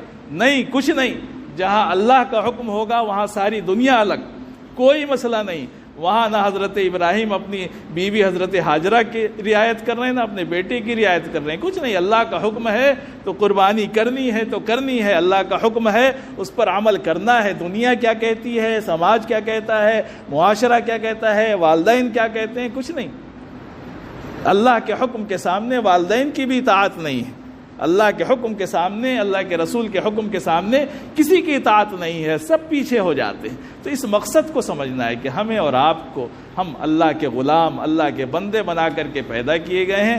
ہمیں اللہ کی اور اس کے رسول کی اطاعت کرنی ہے اگر ہم دنیا میں بھی کامیابی چاہتے ہیں اور آخرت میں بھی کامیابی چاہتے ہیں۔ اللہ تبارک و تعالی ہم سب کو کہنے سننے سے زیادہ عمل کی توفیق عطا فرمائے۔ تو ہم اس عبادت کو کر سکتے ہیں۔ تو اللہ تبارک و تعالیٰ نے قربانی کو بہت اہم عبادت بنایا ہے۔ جو ہماری عبادات ہیں ان میں قربانی کو بہت اہمیت حاصل ہے، اور یہ قربانی جو ہے وہ ہمارے دین کا ایک شعار ہے اور سنت ابراہیمی ہے، جس کی یاد میں قربانی کو پیش کیا جاتا ہے۔ تو قربانی جو ہے بہت اہمیت کی حامل عبادت ہے۔ قربانی کا جب لفظ آتا ہے تو قربانی کا مطلب ہی ہوتا ہے ایسا عمل جس کے ذریعے سے اللہ کا قرب حاصل کیا جائے۔ اللہ کا قرب حاصل کرنے کے لیے اور اللہ کو راضی کرنے کے لیے ایک عمل کیا جاتا ہے جس کو قربانی کہتے ہیں۔ یہ قربانی کا جو عمل ہے یہ ہمارے سامنے آنے والا ہے، اور یہ مہینہ اور چاند اس کا ہو چکا ہے۔ 10 تاریخ کو انشاءاللہ، یعنی جو سنیچر آئے گا، اگلا سنیچر، اس دن جو ہے انشاءاللہ 10 تاریخ ہوگی اور قربانی جو ہے اس دن کی جائے گی۔ تو اصل چیز یہ ہے سمجھنے کی کہ قربانی جو ہے کن لوگوں کے لیے ضروری ہے۔ قربانی سب پر تو واجب اور فرض نہیں ہے، لیکن وہ لوگ جو صاحب نصاب ہیں، جن کو اللہ نے اتنا مال دیا ہے کہ وہ بقدر نصاب ملکیت رکھتے ہیں، ان پر اللہ تبارک و تعالیٰ نے قربانی کو واجب اور لازم قرار دیا ہے۔ اگر وہ قربانی نہیں کریں گے تو گناہ گار ہوں گے۔ یہ ایک واجب ہے، کوئی چھوٹا عمل نہیں ہے کہ انسان نہ کرے تو کوئی بھی حرج کی بات نہیں ہے، بلکہ یہ فرض کے درجے میں ہے۔ تو اس لیے جن لوگوں پر بھی قربانی واجب ہے ان کو قربانی ضرور کرنی چاہیے۔ اب قربانی میں بھی یہ ہے کہ مسئلے کو سمجھ کر کے قربانی کرنی چاہیے۔ گھر میں بہت سے لوگ ہوتے ہیں، بہت سے مرد ہیں، بہت سی عورتیں ہیں، لیکن سب پر قربانی واجب نہیں ہوتی ہے۔ تو جس پر واجب ہے اس کو تو کرنا ضروری ہے، اس کے لیے کوئی چھوٹ نہیں۔ اب واجب ہونے میں انسان اپنے گھر میں دیکھ سکتا ہے کہ کس کے اوپر واجب ہے۔ ابا ہیں، اگر ابا صاحب نصاب ہیں تو ابا پر واجب ہے، بیٹا صاحب نصاب ہے تو بیٹے پر واجب ہے، اگر بیوی صاحب نصاب ہے، اس کے پاس اتنا مال یا اتنا زیور ہے کہ وہ بقدر نصاب ملکیت رکھتی ہے تو بیوی پر واجب ہے۔ تو جس پر واجب ہے اس کی طرف سے قربانی ضروری ہے۔ ہمارے ہاں اس میں بڑی کوتاہی ہے، یا یہ کہہ سکتے ہیں کہ مسئلے کی جانکاری نہیں ہوتی ہے، دین کی فہم نہیں ہے تو انسان سوچتا ہے کہ گھر میں کسی کے بھی نام سے کر لیں تو قربانی ہو جائے گی۔ نہیں، کسی کے بھی نام سے کرنے سے نہیں ہوگی، یا گھر میں ابا بڑے ہیں تو ابا کے نام سے ہو جائے، ہم چھوٹے ہیں، نہیں، ابا کے نام سے یا کسی کے نام سے مسئلہ نہیں ہے، مسئلہ تو ہوتا ہے ملکیت سے۔ جو صاحب نصاب ہے، جس کے پاس اتنا مال ہے کہ اس پر قربانی واجب ہے، تو اس کی طرف سے قربانی کرنا ضروری ہے۔ اب وہ ابا بھی ہو سکتے ہیں، بیٹا بھی ہو سکتا ہے، پتہ چلا کہ ابا بیچارے نہیں کما رہے ہیں، وہ گھر پہ رہتے ہیں، ان کے پاس اتنا مال ہے نہیں کہ وہ نصاب کو پہنچ جائیں، اور بیٹا کماتا ہے اور وہی مالک بھی ہے۔ اگر ایسا ہے کہ بیٹا کماتا ہے، ساری کمائی ابا کو دے دیتا ہے، ابا مالک ہیں، ابا صاحب نصاب ہو گئے، اور اگر بیٹا خود کماتا ہے، خود رکھتا ہے، خود اس کے پاس اپنی ملکیت ہے تو وہ اس پر واجب ہو جائے گی، اور اگر ابا کے پاس بھی ہے، بیٹے کے پاس بھی ہے تو بیٹے پر بھی واجب ہو جائے گی، ابا پر بھی واجب ہو جائے گی۔ تو جو صاحب نصاب ہے سب پر واجب ہوگی۔ اب شوہر پر بھی واجب ہو سکتی ہے، بیوی پر بھی واجب ہو سکتی ہے۔ اگر شوہر کے پاس اتنا مال ہے کہ وہ صاحب نصاب ہے تو واجب ہے، اور اگر نہیں ہے تو نہیں واجب ہے۔ لیکن پتہ چلا کہ بیوی صاحب نصاب ہے، اس نے اتنے زیور رکھے ہیں دبا کر کے کہ اس پر جو ہے واجب ہو رہی ہے، تو ہو سکتا ہے کہ شوہر پر واجب نہ ہو لیکن بیوی پر واجب ہو، تو آدمی کہے گا کہ واہ، بڑے تو ہم ہیں، شوہر ہم ہیں، بیوی کی طرف سے کیسے قربانی ہوگی؟ تو مسئلہ اس سے چھوٹے بڑے سے نہیں چلتا ہے، مسئلہ جو ہے وہ اپنے مسئلے سے چلتا ہے، شریعت سے چلتا ہے، جو اللہ اور اس کے رسول کا حکم ہے اس سے دین چلتا ہے۔ ہماری مرضی سے نہیں چلے گا، چھوٹے بڑے سے نہیں چلے گا، وہ چلے گا تو ہے نا جو بتا کر کے گئے ہم سب کے آقا جناب محمد الرسول اللہ صلی اللہ علیہ وسلم، اس کے مطابق چلے گا۔ تو شریعت کے مطابق یہی ہے کہ جو صاحب نصاب ہے اسی پر قربانی واجب ہے۔ ہاں، اپنا واجب ادا کرنے کے بعد جس پر قربانی واجب تھی، اب وہ اپنی طرف سے تو قربانی کرے، اب اس کے علاوہ جو وہ جتنی چاہے قربانی کر سکتا ہے، اب اس کو اجازت ہے۔ اب وہ چاہے ابا کی طرف سے کرے، اماں کی طرف سے کرے، اپنی بیوی کی طرف سے کرے، اپنے بچوں کی طرف سے کرے، اللہ کے رسول صلی اللہ علیہ وسلم کی طرف سے کرے، کسی صحابی کی طرف سے کرے، کسی اللہ والے کی طرف سے کرے، کر سکتا ہے، گنجائش ہے واجب ادا کرنے کے بعد۔ پہلے اپنا واجب آپ ادا کر لیں، اب اللہ نے آپ کو وسعت دی ہے تو خوب قربانی کریں۔ یہ قربانی آتی ہی اسی لیے ہے کہ حدیث میں آتا ہے، اللہ کے وسلم نے فرمایا کہ یہ قربانی کے جو ایام ہوتے ہیں ان دنوں میں اللہ کو خون بہانے سے زیادہ بڑھ کر کے کوئی عمل پسند نہیں۔ ان 3 دنوں میں جتنی قربانی کی جائے یہ سب سے زیادہ اللہ کو راضی کرنے والا عمل ہے۔ ان 3 دنوں میں کوئی عمل اللہ کو قربانی سے بڑھ کر کے پسند نہیں۔ تو قربانی انسان کو خوب کرے، دل کھول کر کے کرے، جتنا کر سکتا ہے اتنا کرے۔ ایک آدمی اگر 100 قربانی بھی کرے تو کر سکتا ہے، کوئی حرج نہیں۔ یہ نہ سمجھے کہ یہ اسراف ہو جائے گا، فضول خرچی ہو جائے گی، نہیں، یہی تو شیطان بہکاتا ہے۔ جب موقع آتا ہے تو وہ بہکا کر کے ادھر ادھر سجاتا ہے کہ کیوں اتنا پیسہ قربانی میں خرچ کرے، ارے کرو۔ اللہ علیہ وسلم نمونہ پیش کر کر گئے۔ اللہ علیہ وسلم کی زندگی آپ دیکھیں، اگر آپ کی سیرت پڑھیں، آپ کی زندگی کا مطالعہ کریں تو پتہ چلے گا کہ اللہ علیہ وسلم اتنی غربت میں زندگی گزارتے تھے کہ اماں جان فرماتی ہیں کہ کئی چاند تو ایسے ہی گزر جاتے تھے کہ گھر میں چولہا نہیں جلتا تھا، کھجور پہ یا دودھ پہ کام چل جاتا تھا، چولہا جلنے کی نوبت نہیں آتی تھی، یعنی روٹی کھانے کو نہیں ملتی تھی، اتنی غربت تھی۔ لیکن آپ سیرت پڑھیں گے تو آپ کو یہ بھی پتہ چلے گا کہ اللہ کے نبی صلی اللہ علیہ وسلم ہجرت کر کے جب مدینہ آئے تو 10 سال مدینے میں رہے، اور 10 سالوں میں کوئی سال ایسا نہیں تھا کہ آپ نے قربانی نہ کی۔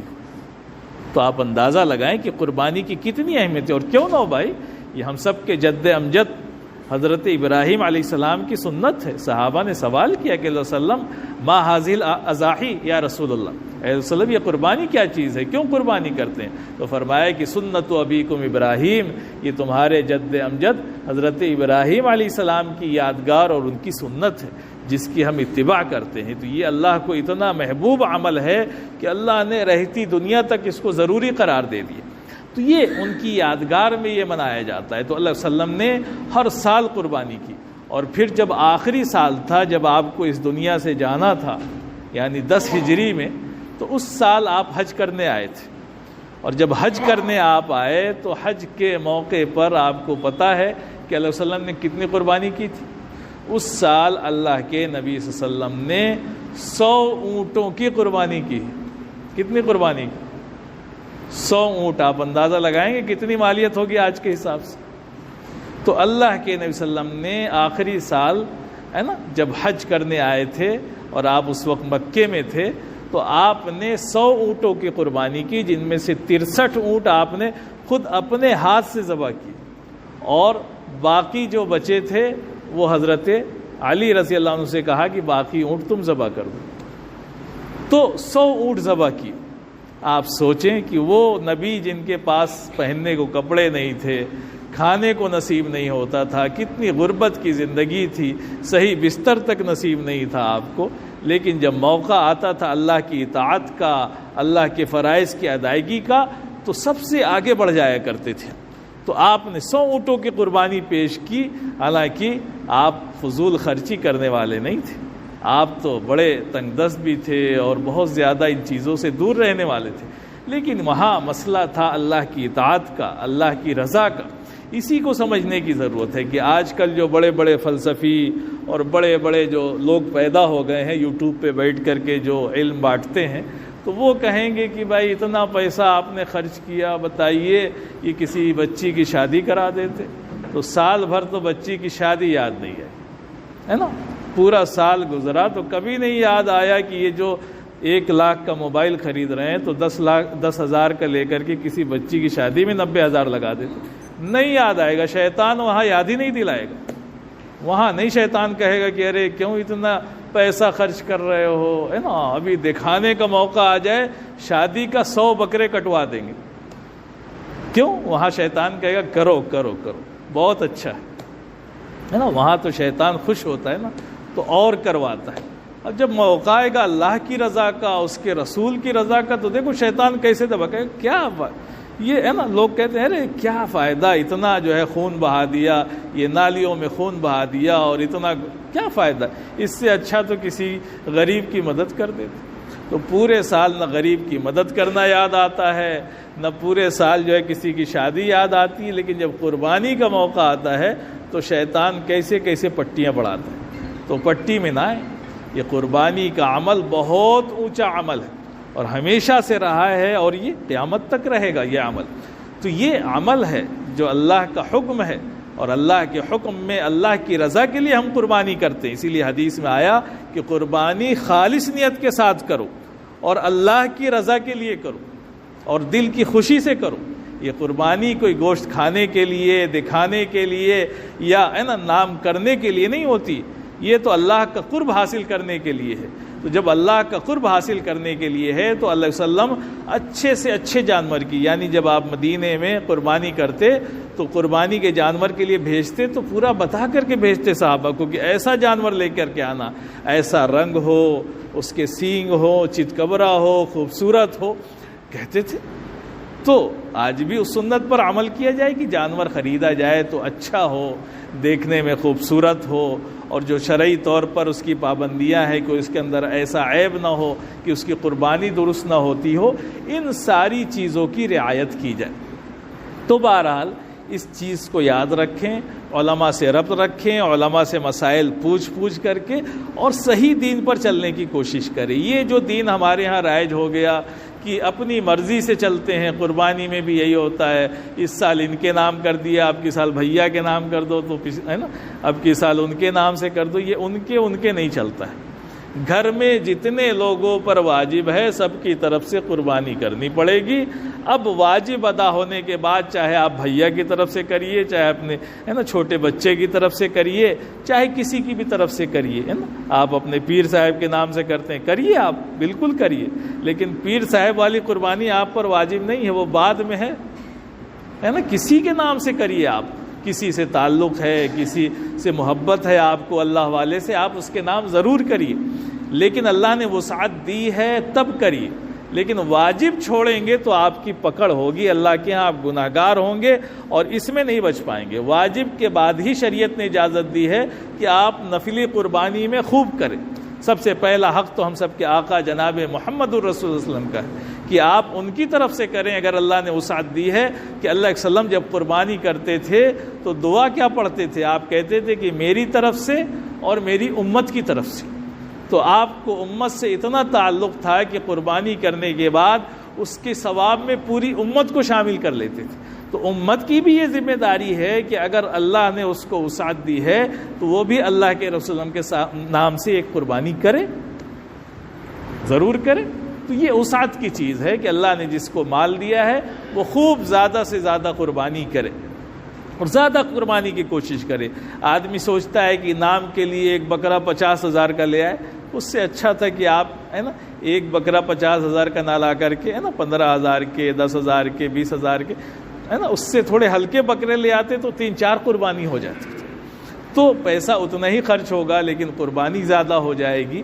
حالانکہ یہ جو کیا کہتے ہیں قربانی ہے یہ مالی عبادت ہے، اس میں جتنا پیسہ خرچ ہوگا اتنا ہی ثواب ملے گا. مالی عبادت کا مطلب ہے کہ جتنا مال خرچ ہوگا اتنا ثواب ملے گا. تو یہ کوئی سر سے بوجھ اتارنے کی چیز نہیں ہے کہ چلو بس بوجھ اتارنا ہے. بہرحال کوئی بوجھ اتارے گا تو بھی اس کے ذمے سے تو نکل ہی جائے گا کہ چلو اس پر واجب ہے. اگر اس نے بڑے میں حصہ لے لیا، سستا ہو گیا، تو بھی اس کی قربانی ادا ہو جائے گی، اس کا فرض ادا ہو جائے گا. لیکن وہ ثواب جو اس کو ملنا چاہیے تو وہ نہیں ملے گا. اس لیے کہ اللہ نے اگر آپ کو وسعت دی ہے تو آپ اچھا جانور لائیے، اچھی قربانی اللہ کے سامنے پیش کریے تاکہ اللہ خوش ہو، راضی ہو. اللہ دلوں کو دیکھتا ہے نا بھائی، ہماری نیت کو دیکھتا ہے. اللہ تو یہ نہیں ہے نا، یہ تو اللہ کا بڑا احسان ہے امت محمدیہ پر کہ اللہ تبارک و تعالیٰ نے کتنا احسان کر دیا کہ آپ قربانی بھی پیش کریں اور آپ ہی کھا بھی جائیں. اللہ کا احسان ہے کہ نہیں؟ بہت بڑا احسان. ورنہ آپ پچھلی قوموں کی تاریخ پڑھیں گے تو اللہ نے یہ اجازت نہیں دی تھی. پچھلی قوموں میں یہ تھا کہ قربانی کا مطلب اب قربانی پیش کریے، تو وہ آپ کے ہاتھ آنے والی نہیں تھی. وہاں یہ نظام تھا اللہ کی طرف سے کہ اگر آپ نے قربانی پیش کی تو اس قربانی کی چیز کو لے جا کر کے میدان میں رکھ دیجئے. آسمان سے ایک آگ آتی تھی، اس کو کھا جاتی تھی. تو اس سے پتہ چلتا تھا کہ آپ کی قربانی قبول ہو گئی. اور اگر وہ آگ نہیں کھاتی تھی تو پتہ چلا آپ کی قربانی قبول نہیں ہوئی. پتہ بھی چل جاتا تھا سب کو کہ ہماری قربانی قبول نہیں ہوئی، یا دوسروں کو بھی پتہ چل جاتا تھا کہ ان کی قربانی قبول نہیں، ان کی نیت گڑبڑ تھی. لیکن اللہ کا ہم پر احسان ہے کہ ایک تو ہماری نیت گڑبڑ ہو تو بھی دوسروں کو نہیں پتہ چلتا، اللہ ہی کو پتہ چلتا ہے. اور دوسرے اللہ نے کتنا احسان کیا کہ آپ قربانی کریں. حدیث میں آتا ہے کہ جب چھری پھیرتے ہیں تو زمین پر خون گرنے سے پہلے اللہ کے ہاں وہ قبول ہو جاتا ہے. اب باقی گوشت آپ کا ہے، خوب کھائیں، آپ اس کو بھون کے کھائیں، سالن بنا کے کھائیں، کباب بنا کے کھائیں. کہ اللہ نے پابندی لگائی اس پر؟ پوری اجازت دے دی امت محمدیہ کی کہ جاؤ کھاؤ، بس نیت صحیح رکھو. اسی لیے اللہ نے قرآن میں فرمایا کہ لَن يَنَالَ اللَّهَ لُحُومُهَا وَلَا دِمَاؤُهَا، کہ اللہ تک نہ تمہارا خون پہنچتا ہے نہ گوشت پہنچتا ہے. وَلَكِنْ يَنَالُهُ التَّقْوَى مِنْكُمْ، لیکن اللہ تک تمہارا تقوی یعنی دل کی کیفیت پہنچتی ہے. کہ جب قربانی کرنے جا رہے تھے تو دل میں کیفیت کیا تھی؟ یہ سوچ کے تو نہیں قربانی کی کہ اس سال جو ہے گھر میں گوشت کھانے کو نہیں ملے گا، کوئی نہیں کر رہا چلو ہم ہی کر دیتے ہے نا، یا ہے نا اس سال قربانی کا کوئی ایک حصہ لے لیتے. یہ تو نیت نہیں تھی. نیت تو ہو اللہ کی رضا کی، ہے نا، اللہ کے لیے قربانی کریں. باقی گوشت آپ ہی کو ملنے والا ہے، گوشت کہیں نہیں جائے. تو یہی بتانے کا مقصد ہے کہ یہ قربانی کے ایام آنے والے ہیں اور اللہ نے جس کو جتنی وسعت دی ہے ہر بندہ اپنی وسعت کے مطابق زیادہ سے زیادہ قربانی پیش کرے. اور اللہ کو یہی پسند ہے. قربانی کے دنوں میں خون بہانے سے زیادہ، قربانی کرنے سے زیادہ کوئی عمل اللہ کو پسند نہیں ہے. اس دن آپ صدقہ کریں، غریبوں کو کھانا کھلائیں، یہ ساری چیزیں نہیں. یہ 3 دن ہیں اللہ کی طرف سے، ہے نا. 3 دنوں میں تو صرف اللہ کو قربانی پسند ہے نا. تو قربانی کا عمل جو ہے اہمیت کے ساتھ کریں، پوری اچھی نیت سے کریں، اور ریا، دکھاوا اور یہ ساری چیزیں نہ ہو کہ جانور لائیں اور محلے میں گھمائیں اور دکھائیں کہ دیکھو سب سے اچھا ہمارا ہی ہے تو سب سے بڑا ہمارا ہے. یہ چیزیں شیطان کو خوش کرتی ہیں. اس سے جو ہے ہماری نیت خراب ہوتی ہے اور اللہ کے ہاں سے جو اجر ملنا چاہیے تھا وہ ختم ہو جاتا ہے. تو ریا، دکھاوا، نمود، شہرت یہ چیزیں نہ ہو. بس اللہ کی رضا کے لیے اچھے سے اچھا جانور آپ قربان کریں گے، اللہ راضی ہو جائے گا. ہم چاہے گوشت کھائیں نہ کھائیں، بانٹ دیں، تقسیم کر دیں، ہم بیمار ہیں نہیں کھا سکتے، کوئی بات نہیں. یہ مقصد نہیں ہے، مقصد ہے بس قربانی کرنا. وہ کر لیں گے تو اللہ کا جو حکم ہے وہ پورا ہو جائے گا، اللہ راضی ہو جائے گا. تو قربانی کرنے کی سارے لوگ کوشش کریں. اسی طرح سے جو ہے چونکہ یہ ذی الحجہ کا مہینہ چل رہا ہے تو ایک عمل اور اس میں آتا ہے، اس کو کہتے ہیں تکبیرات تشریق، ہے نا. ہر سال بتانا پڑتا ہے چونکہ سال میں ایک بار ہی یہ ایام آتے ہیں. تو ایک خاص عمل تکبیرات تشریق کا بھی ہے، جس کی شروعات ہوتی ہے 9 تاریخ سے، یعنی 9 ذی الحجہ کی فجر سے لے کر کے 13 تاریخ کی عصر تک چلیں گی، جس کو تکبیرات تشریق کہتے ہیں، ہے نا. تو یہ تکبیرات تشریق واجب ہیں، ضروری ہیں، ان کو چھوڑا نہیں جا سکتا ہے. تو یہ تکبیرات تشریق یعنی اللہ اکبر اللہ اکبر لا الہ الا اللہ واللہ اکبر اللہ اکبر وللہ الحمد، اس کو کہتے ہیں تکبیرات تشریق. تو یہ تکبیرات جو ہے واجب ہیں. کب؟ 9 تاریخ، یعنی جس کو عرفہ کا دن بھی کہتے ہیں، جو اگلے جمعے کو پڑے گا. تو اگلے جمعے کی فجر سے لے کر کے 13 تاریخ کی عصر تک، یعنی 5 دن ہوتے ہیں. 5 دن یہ تکبیرات تشریق ہوتی ہیں. مردوں کے لیے زور سے پڑھنا واجب ہے. ہر نماز کے بعد جیسے ہی امام صاحب سلام پھیریں گے ویسے ہی سارے لوگ زور سے پڑھیں گے اللہ اکبر لا الہ الا اللہ واللہ اکبر اللہ اکبر وللہ الحمد. ایک مرتبہ پڑھنا ضروری ہے. تو یہ سارے لوگ یاد رکھیں گے کہ جب اگلا جمعہ آئے گا تو فجر سے اس کی شروعات کرنی ہے. اب کبھی ہو سکتا ہے کہ امام صاحب جنہوں نے نماز پڑھائی بھول گئے، نہیں یاد رہا، تو یہ کوئی امام صاحب کی ہی ذمہ داری نہیں ہوتی ہے کہ وہی ہر بار یاد دلائیں گے. انہوں نے سلام پھیرا بھول گئے، جس کو یاد ہے مقتدی میں سے کسی کو بھی یاد ہے، ایک آدمی شروع کر دے گا، اس کی سن کر کے سب لوگ پڑھ لیں گے. تو یہ سب کی ذمہ داری ہے کہ سارے لوگ یاد رکھیں. تو مردوں کے لیے زور سے، اور عورتوں پر بھی واجب ہے، لیکن عورتیں گھر میں نماز پڑھتی ہیں، وہ گھر میں آہستہ سے پڑھیں گی. ان کو بھی بتا دیا جائے کہ بھائی 9 تاریخ سے تکبیرات تشریق پڑھی جاتی ہیں، نہ یاد ہوں تو ان کو یاد کرا دیں، نہ یاد ہوتی ہوں تو دیکھ کر کے پڑھ لیں، لیکن اس کو پڑھیں، ہے نا، یاد کریں سارے لوگ، ہے نا. تو ایک تو یہ 5 دن پڑھنا ہوتا ہے. دوسرے ان تکبیرات کو کثرت سے پڑھیں. بڑی جامع تکبیرات ہیں یہ سب، اللہ کی تعریف، اللہ کی حمد، اللہ کے بڑائی کے کلمات ہیں، ہے نا، کہ اللہ اکبر، ہے نا، اللہ کی بڑائی بیان کریں، ہے نا. تو سب اللہ کے جو ہے بڑائی کے کلمات ہیں کہ اللہ اکبر، ہے نا، واللہ اکبر، ہے نا. تو سب اس میں ہے نا اللہ کی بڑائی بیان کی جا رہی ہے. اور جتنا اللہ کی بڑائی بیان کریں گے تو اچھی بات ہے نا. ان دنوں میں خاص طور سے یہ جو دن چل رہے ہیں ان میں کثرت سے آپ، ہے نا، یہاں پر تو بہت کم اس کا رواج ہے. سعودی وغیرہ میں چلے جائیں گے تو وہاں باقاعدہ مائک سے اور زور سے پڑھنے کا رواج ہے. تو اس سے لوگوں کو پتہ بھی چل جاتا ہے، یاد رہتا ہے، تو وہ کثرت سے ان تکبیرات کو پڑھتے ہیں. تو ہم بھی کوشش کریں چلتے پھرتے جب بھی یاد آ جائے تو اللہ اکبر لا الہ الا اللہ واللہ اکبر وللہ الحمد. تو اس کو یاد رکھنا ہے کہ 9 تاریخ سے انشاءاللہ ان تکبیرات کو پڑھنا ہے. اور جب ہم عید کی نماز کے لیے جائیں گے، گھر سے نکلیں گے عید کی نماز کے لیے، تو اس وقت بھی ان تکبیرات کو زور سے پڑھتے ہوئے جائیں. اتنی زور سے پڑھتے ہوئے جائیں کہ جو ہماری گلیاں ہیں وہ گونج اٹھیں ان کلمات سے. البتہ اگر کہیں ایسی جگہ سے ہم گزر رہے ہیں جہاں دوسرے لوگ رہتے ہیں، غیر قوم کے لوگ رہتے ہیں، تو پھر وہاں بہت زیادہ زور سے نہ پڑھیں، نہ بیچارے ڈر جائیں، گھبرا جائیں کہ کیا ہو گیا، ہے نا. تو وہاں تو بہرحال ان کی رعایت کریں. آپ اتنی زور سے پڑھیں کہ سنتے ہوئے جائیں اللہ اکبر، تاکہ کسی دوسرے کو تکلیف پہنچانا ہمارے دین میں نہیں. آپ اس کو بھی بالکل سمجھ لیں.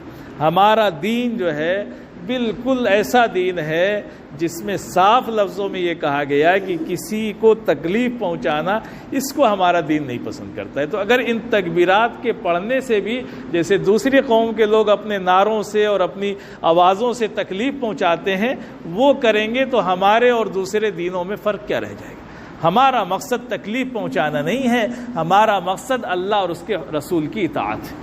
تو ہم کریں گے، لیکن دوسرے گاؤں میں ہیں جہاں اپنا ماحول ہے تو جتنے لوگ جائیں بات کرتے ہوئے نہ جائیں، عیدگاہ جائیں تو ان تکبیرات کو زور سے پڑھتے ہوئے جائیں تاکہ جن لوگوں کو نہ یاد ہو وہ بھی سن کر کے پڑھتے ہوئے جائیں اور اس کا زیادہ سے زیادہ ورد کرتے ہوئے جائیں۔ تو ان چیزوں کی ایک تو زیادہ سے زیادہ قربانی جو آنے والی ہے اس میں حصہ لیں، زیادہ سے زیادہ قربانی کریں۔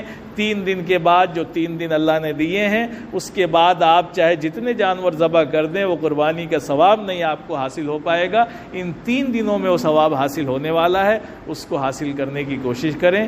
اللہ تبارک و تعالی ہم سب کو کہنے سننے سے زیادہ عمل کی توفیق عطا فرمائے۔ دن عشر یہ قسم ہے فجر کی اور قسم ہے 10 راتوں کی۔ تو جب 10 راتیں ہیں ان سے مراد بہت سے ہمارے علماء اور مفسرین کے نزدیک ذی الحج کے شروع کے 10 دن ہیں، اور شروع کی جو 10 تاریخ ہوتی ہیں وہ اس سے مراد لی گئی ہیں۔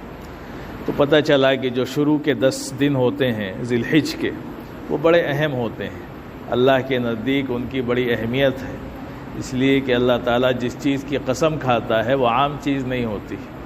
اللہ تعالیٰ جس کی قسم کھا لے وہ اہم چیز ہو جاتی ہے، وہ بہت بڑی چیز ہو جاتی ہے صرف اللہ کے قسم کھانے کی وجہ سے۔ تو اللہ نے ان 10 دنوں کی قسم کھائی تو اس کا مطلب یہ 10 دن اللہ کے نزدیک بہت اہم ہے۔ اسی لیے حدیث میں آتا ہے اللہ کے رسول صلی اللہ علیہ وسلم نے فرمایا کہ ما من ایام العمل الصالح فیہن خیر احب الی اللہ من ہذہ الایام۔ فرمایا کہ دنوں میں سے کوئی دن ایسے نہیں ہیں جس میں نیک عمل اللہ تعالیٰ کو اتنے زیادہ پسند ہوں جتنے کہ ان 10 دنوں میں، یعنی ایام العشر، ذی الحج کے جو شروع کے 10 دن ہوتے ہیں اس میں اللہ کو نیک عمل بہت زیادہ پسند ہے۔ اور صحابہ نے سوال کیا کہ اللہ وسلم ولی الجہاد فی سبیل اللہ، کہ اللہ کے راستے میں جہاد کرنے سے بھی زیادہ افضل اور زیادہ اہم ہے؟ اللہ کے رسول نے فرمایا کہ ہاں ولی الجہاد فی سبیل اللہ، اللہ کے راستے میں جہاد کرنے سے بھی زیادہ اللہ کو ان 10 دنوں میں عبادت پسند ہے۔ ہاں فرمایا کہ الا رجل خرج بنفسہ و مالہ، ہاں سوائے اس شخص کے جو اپنی جان اور مال کے ساتھ نکلا، فلم یرجع من ذلک بشیء، لیکن کچھ لے کر واپس نہیں آیا، یعنی اللہ کے راستے میں شہید ہو گیا، اس کی جان بھی چلی گئی، اس کا مال بھی چلا گیا، تو وہ تو افضل ہو سکتا ہے ورنہ کسی کا عمل افضل نہیں ہو سکتا ہے۔ تو بڑے اہم دن آنے والے ہیں جس کی شروعات کہہ لیجئے منگل سے ہو سکتی ہے، یا 29 کا چاند ہوا تو پیر سے ہو سکتی ہے نا۔ آج کہہ لیجئے چاند کی جو تاریخ ہے 27 تاریخ ہے، کل 28 ہو جائے گی اور اتوار کو جو ہے 29 تاریخ ہو جائے گی۔ تو 29 کا چاند ہوا تو پہلی تاریخ جو ہے وہ سوموار کو ہو جائے گی، اور اگر 30 کا چاند ہوا، جس کی زیادہ امید ہے کہ یہ جو چاند ہوگا یہ 30 کا ہوگا، تو 30 کا چاند ہوگا تو 30 کے حساب سے جو ہے منگل کو پہلی تاریخ ہوگی۔ تو وہ جو 10 دن شروع ہوں گے وہ بڑے اہم دن ہوں گے، اس کے بارے میں بڑے فضائل حدیث میں آئے۔ اللہ کے رسول نے فرمایا کہ ان دنوں میں ایک دن کا روزہ 1 سال کے روزے کے برابر ثواب رکھتا ہے، یعنی یہ جو 10 دن شروع کے ہوتے ہیں ان 10 دنوں میں اگر کوئی بندہ ایک دن بھی روزہ رکھتا ہے، پہلی تاریخ سے لے کر کے 9 تاریخ تک، ہے نا، 10 دن حدیث میں آئے، لیکن چونکہ 10واں دن جو ہے وہ بقرعید کا ہوتا ہے، عید الاضحیٰ کا دن ہوتا ہے، تو 10 تاریخ کو تو روزہ نہیں رکھ سکتے ہیں، 10 کو تو روزہ رکھنا حرام ہے، منع ہے شریعت کی طرف سے، لیکن جو پہلے 9 دن ہوتے ہیں ان 9 دنوں میں سے اگر کسی دن بھی بندہ روزہ رکھے گا تو ہر روزے کا ثواب اس کو 1 سال کے روزے کے برابر ملے گا۔ اور 9 تاریخ کا جو روزہ ہوتا ہے جس کو ہم عرفہ کہتے ہیں، عرفہ کا روزہ اور اہم ہوتا ہے۔ عرفہ کے روزہ کے بارے میں اللہ صلی اللہ علیہ وسلم نے فرمایا کہ جو 9 تاریخ کو یعنی عرفہ کا روزہ رکھے گا اس کے 1 سال اگلے اور 1 سال پچھلے گناہ معاف ہوں گے، یعنی 2 سال، ہے نا۔ تو عرفہ کا یعنی 9 تاریخ کا روزہ جو بقرعید پڑے گی ہماری، اس سے 1 دن پہلے کی جو تاریخ ہوتی ہے وہ روزے کی تاریخ ہے نا اہم ہوتی ہے، باقی ان 9 دنوں میں کسی دن بھی روزہ رکھیں گے تو بہت اہمیت ہے۔ تو یہ تو دن کے تعلق سے آپ نے فرمایا کہ دن میں جو بندہ روزہ رکھے گا، یہ نفلی روزے بہت اہم ہیں، سال بھر کے روزے کا ثواب، عرفہ کے روزے کا جو ہے 2 سال کا گویا کے ثواب۔ اور راتوں کے بارے میں اللہ صلی اللہ علیہ وسلم نے یہ فرمایا کہ یہ جو عشرہ ذی الحجہ کی راتیں ہوتی ہیں اس میں ہر رات کی عبادت شب قدر کی عبادت کے برابر۔ کتنی اہم چیز ہے کہ ہم رمضان کی جو شب قدر ہوتی ہے اس کو حاصل کرنے کے لیے پریشان ہوتے ہیں، اس لیے کہ اس کے بارے میں تو تعین نہیں ہے۔ تو 5 راتیں 10 راتیں انسان محنت کرتا ہے تو اس کو ملتی ہیں، لیکن ان راتوں کے بارے میں اللہ صلی اللہ علیہ وسلم نے فضیلت بیان کی کہ عشرہ ذی الحجہ کی جو شروع کی 10 راتیں ہیں، ان میں سے ہر رات میں جو عبادت ہے اس کا ثواب شب قدر کی عبادت کے برابر ہے۔ تو بہت اہم موقع ہے کہ ہر بندہ اس رات میں عبادت کر کے شب قدر کے ثواب کو حاصل کر سکتا ہے۔ اب شب قدر کی عبادت کا مطلب یہ نہیں ہوتا ہے کہ ہمیں پوری رات جاگنا ہی ضروری ہے، بلکہ یہ ہے کہ ہم جتنی بھی عبادت کریں گے رات ہونے کے بعد، سورج ڈوب گیا رات شروع ہو گئی، اب اس کے بعد جو عبادت کریں گے اس میں ہمیں شب قدر کی عبادت میں جو ثواب ملتا ہے وہ ملے گا۔ تو مغرب بعد بھی جو ہم نے نفلیں پڑھی اس کا بھی وہی ثواب ملے گا، ہے نا۔ عشاء تک جو نماز پڑھی تلاوت کی اس کا بھی وہی ثواب ملے گا، عشاء کے بعد پڑھیں گے تو بھی وہی ثواب ملے گا، ہے نا۔ فجر تک یہ سلسلہ چلتا ہے، جب تک رات ہوتی ہے۔ رات کا شمار جو ہے سورج ڈوبنے سے لے کر کے اور سورج نکلنے تک، یہ طلوع فجر تک ہوتا ہے۔ تو اس وقت تک جو بھی عبادت کریں گے وہ ہماری عبادت شب قدر کی عبادت کے برابر جو ہے فضیلت رکھتی ہے۔ تو بڑا موقع اللہ کی طرف سے ہمارے ہاتھ آنے والا ہے نا۔ ہر بندہ اس بات کی کوشش کرے، اس لیے کہ ہمارے گناہوں میں کہاں کمی ہو سکتی ہے، ہم کتنے بڑے گناہگار ہیں ہر بندہ جانتا ہے۔ ہم دن رات گناہ کرتے رہتے ہیں، گناہوں کا بوجھ ہمارے سروں پر ہوتا ہے، لیکن اللہ تبارک و تعالی ہمیں بار بار کچھ دنوں پر ایسے راتیں، ایسے دن، ایسے موقع دے دیتا ہے کہ بندہ کم محنت کر کے زیادہ ثواب حاصل کر لے۔ تو رمضان کا مہینہ آیا، رمضان میں محنت کرنے والوں نے محنت کی، اپنی مغفرت کا سامان کیا، سال بھر کے لیے اپنی روحانیت کے لیے سامان کیا، محنت کی۔ اب اس بیچ میں یہ جو گیپ ہوا اس میں ہم سے بہت سے گناہ ہوئے، بہت سی کوتاہیاں ہوئیں، بہت غفلتیں ہو گئیں، وہ جو اثر تھا وہ ختم ہو گیا۔ تو پھر اللہ یہ موقع دے رہا ہے کہ 10 دنوں میں پھر ہم محنت کریں، پھر کوشش کریں اور اپنے گناہوں کے بوجھ کو ہلکا کر لیں، اپنا جو ثواب کا ذخیرہ ہے اس کو خوب بڑھا لیں ان 10 دنوں میں، روزہ رکھ کر کے اور رات کو عبادت کر کے۔ تو اہتمام کریں، ہمارے اندر اہتمام ہونا چاہیے۔ اللہ تعالیٰ جو ہے نیت کو بہت دیکھتا ہے، انسان کے جذبے کو بہت دیکھتا ہے۔ اگر وہ جذبہ ہے تو کبھی کبھی عمل کیے بغیر بھی اللہ اس کو اس مقام پہ پہنچا دیتا ہے۔ اس سے پہلے ہم نے آپ کو واقعہ سنایا تھا کہ ایک جو لوہار کا واقعہ تھا، ہے نا، کہ ایک لوہار جو رہتا تھا مالک بن دینار رحمۃ اللہ علیہ کے بغل میں، وہ بیچارہ لوہار تھا، لوہاری کا کام کرتا تھا، دن بھر مزدوری کرتا تھا، ٹھوکتا تھا، پیٹتا تھا، لوہا گرم کرتا تھا، یہی اس کا کام تھا۔ تو وہ بیچارہ اپنے بال بچوں کی روزی کے لیے محنت کرتا تھا، کماتا تھا، اس کو اتنا وقت ہی نہیں ملتا تھا، فارغ ہی نہیں تھا کہ وہ بیچارہ رات میں نفلیں پڑھے، دن میں نفلیں پڑھے، یا بہت زیادہ تلاوت کرے، بہت زیادہ جو ہے تسبیح پڑھے، اس کو وقت نہیں ملتا تھا۔ لیکن اس کے دل میں ایک جذبہ تھا، ہے نا، وہ اپنا کام کرتا تھا اور اس کے دل میں یہ جذبہ ہوتا تھا کہ موقع ملے تو میں بھی عبادت کروں۔ تو وہ حضرت ہے نا مالک بن دینار رحمۃ اللہ علیہ کو دیکھتا تھا عبادت کرتے ہوئے، تو اس کے دل میں جذبہ ہوتا تھا کہ اللہ نے ان کو فارغ کیا، یہ رات میں اتنی عبادت کرتے ہیں، دن میں اتنی عبادت کرتے ہیں، کاش اللہ مجھے بھی ایسے ہی فارغ کرتا تو میں بھی ایسے ہی عبادت کرتا۔ اس کے دل میں یہ جذبہ تھا۔ جب ان کا انتقال ہو گیا تو ایک صاحب میں خواب میں دیکھا ان کو، پوچھا کہ کیا ہوا، تو بتایا انہوں نے کہ اللہ نے بہت اونچا مقام دیا، بڑی کہہ لیجئے فضیلت سے نوازا ہے، لیکن جو میرا پڑوسی تھا ایک لوہار تھا وہ مجھ سے بھی آگے نکل گیا۔ تو ان صاحب کو بڑی فکر ہوئی جنہوں نے خواب دیکھا، انہوں نے کہا کہ وہ لوہار ایک عام سا آدمی تھا، وہ مالک بن دینار سے کیسے آگے بڑھ گیا، کیا بات تھی۔ پتہ لگایا، اس کے گھر گئے، جا کر کے اس کی بیوی سے پوچھا کہ بھائی تمہارا شوہر، اس کا بھی انتقال ہو چکا تھا، پوچھا جا کر کے کہ تمہارا شوہر کون سا ایسا عمل کرتا تھا جس کی وجہ سے اس کو اتنا اونچا مقام مل گیا۔ تو اس کی بیوی نے کہا کہ کوئی ایسا عمل تو مجھے نہیں پتہ ہے کہ وہ ایسا کوئی عمل کرتے تھے جو میں بتا دوں آپ کو کہ ان کا بڑا خاص عمل تھا اور جس کی وجہ سے اللہ نے ان کو اتنا اونچا مقام دے دیا۔ میری نگاہ میں کوئی ایسا عمل نہیں، بس ان کا ایک عمل یہ تھا کہ وہ لوہاری کا کام کرتے تھے، لیکن جیسے ہی آذان ہوتی اور آذان کی آواز کان میں پڑتی تھی تو پھر ان کا ہتھوڑا رک جاتا تھا، اگر اوپر ہے تو وہیں روک لیا، نیچے ہے تو وہیں روک لیا، آذان کے بعد وہ اپنا کام چھوڑ دیتے تھے، ان کا پھر ہتھوڑا اٹھتا نہیں تھا، وہ کام نہیں کرتا۔ یہ ان کا ایک معمول تھا، نماز کا بڑا اہتمام تھا.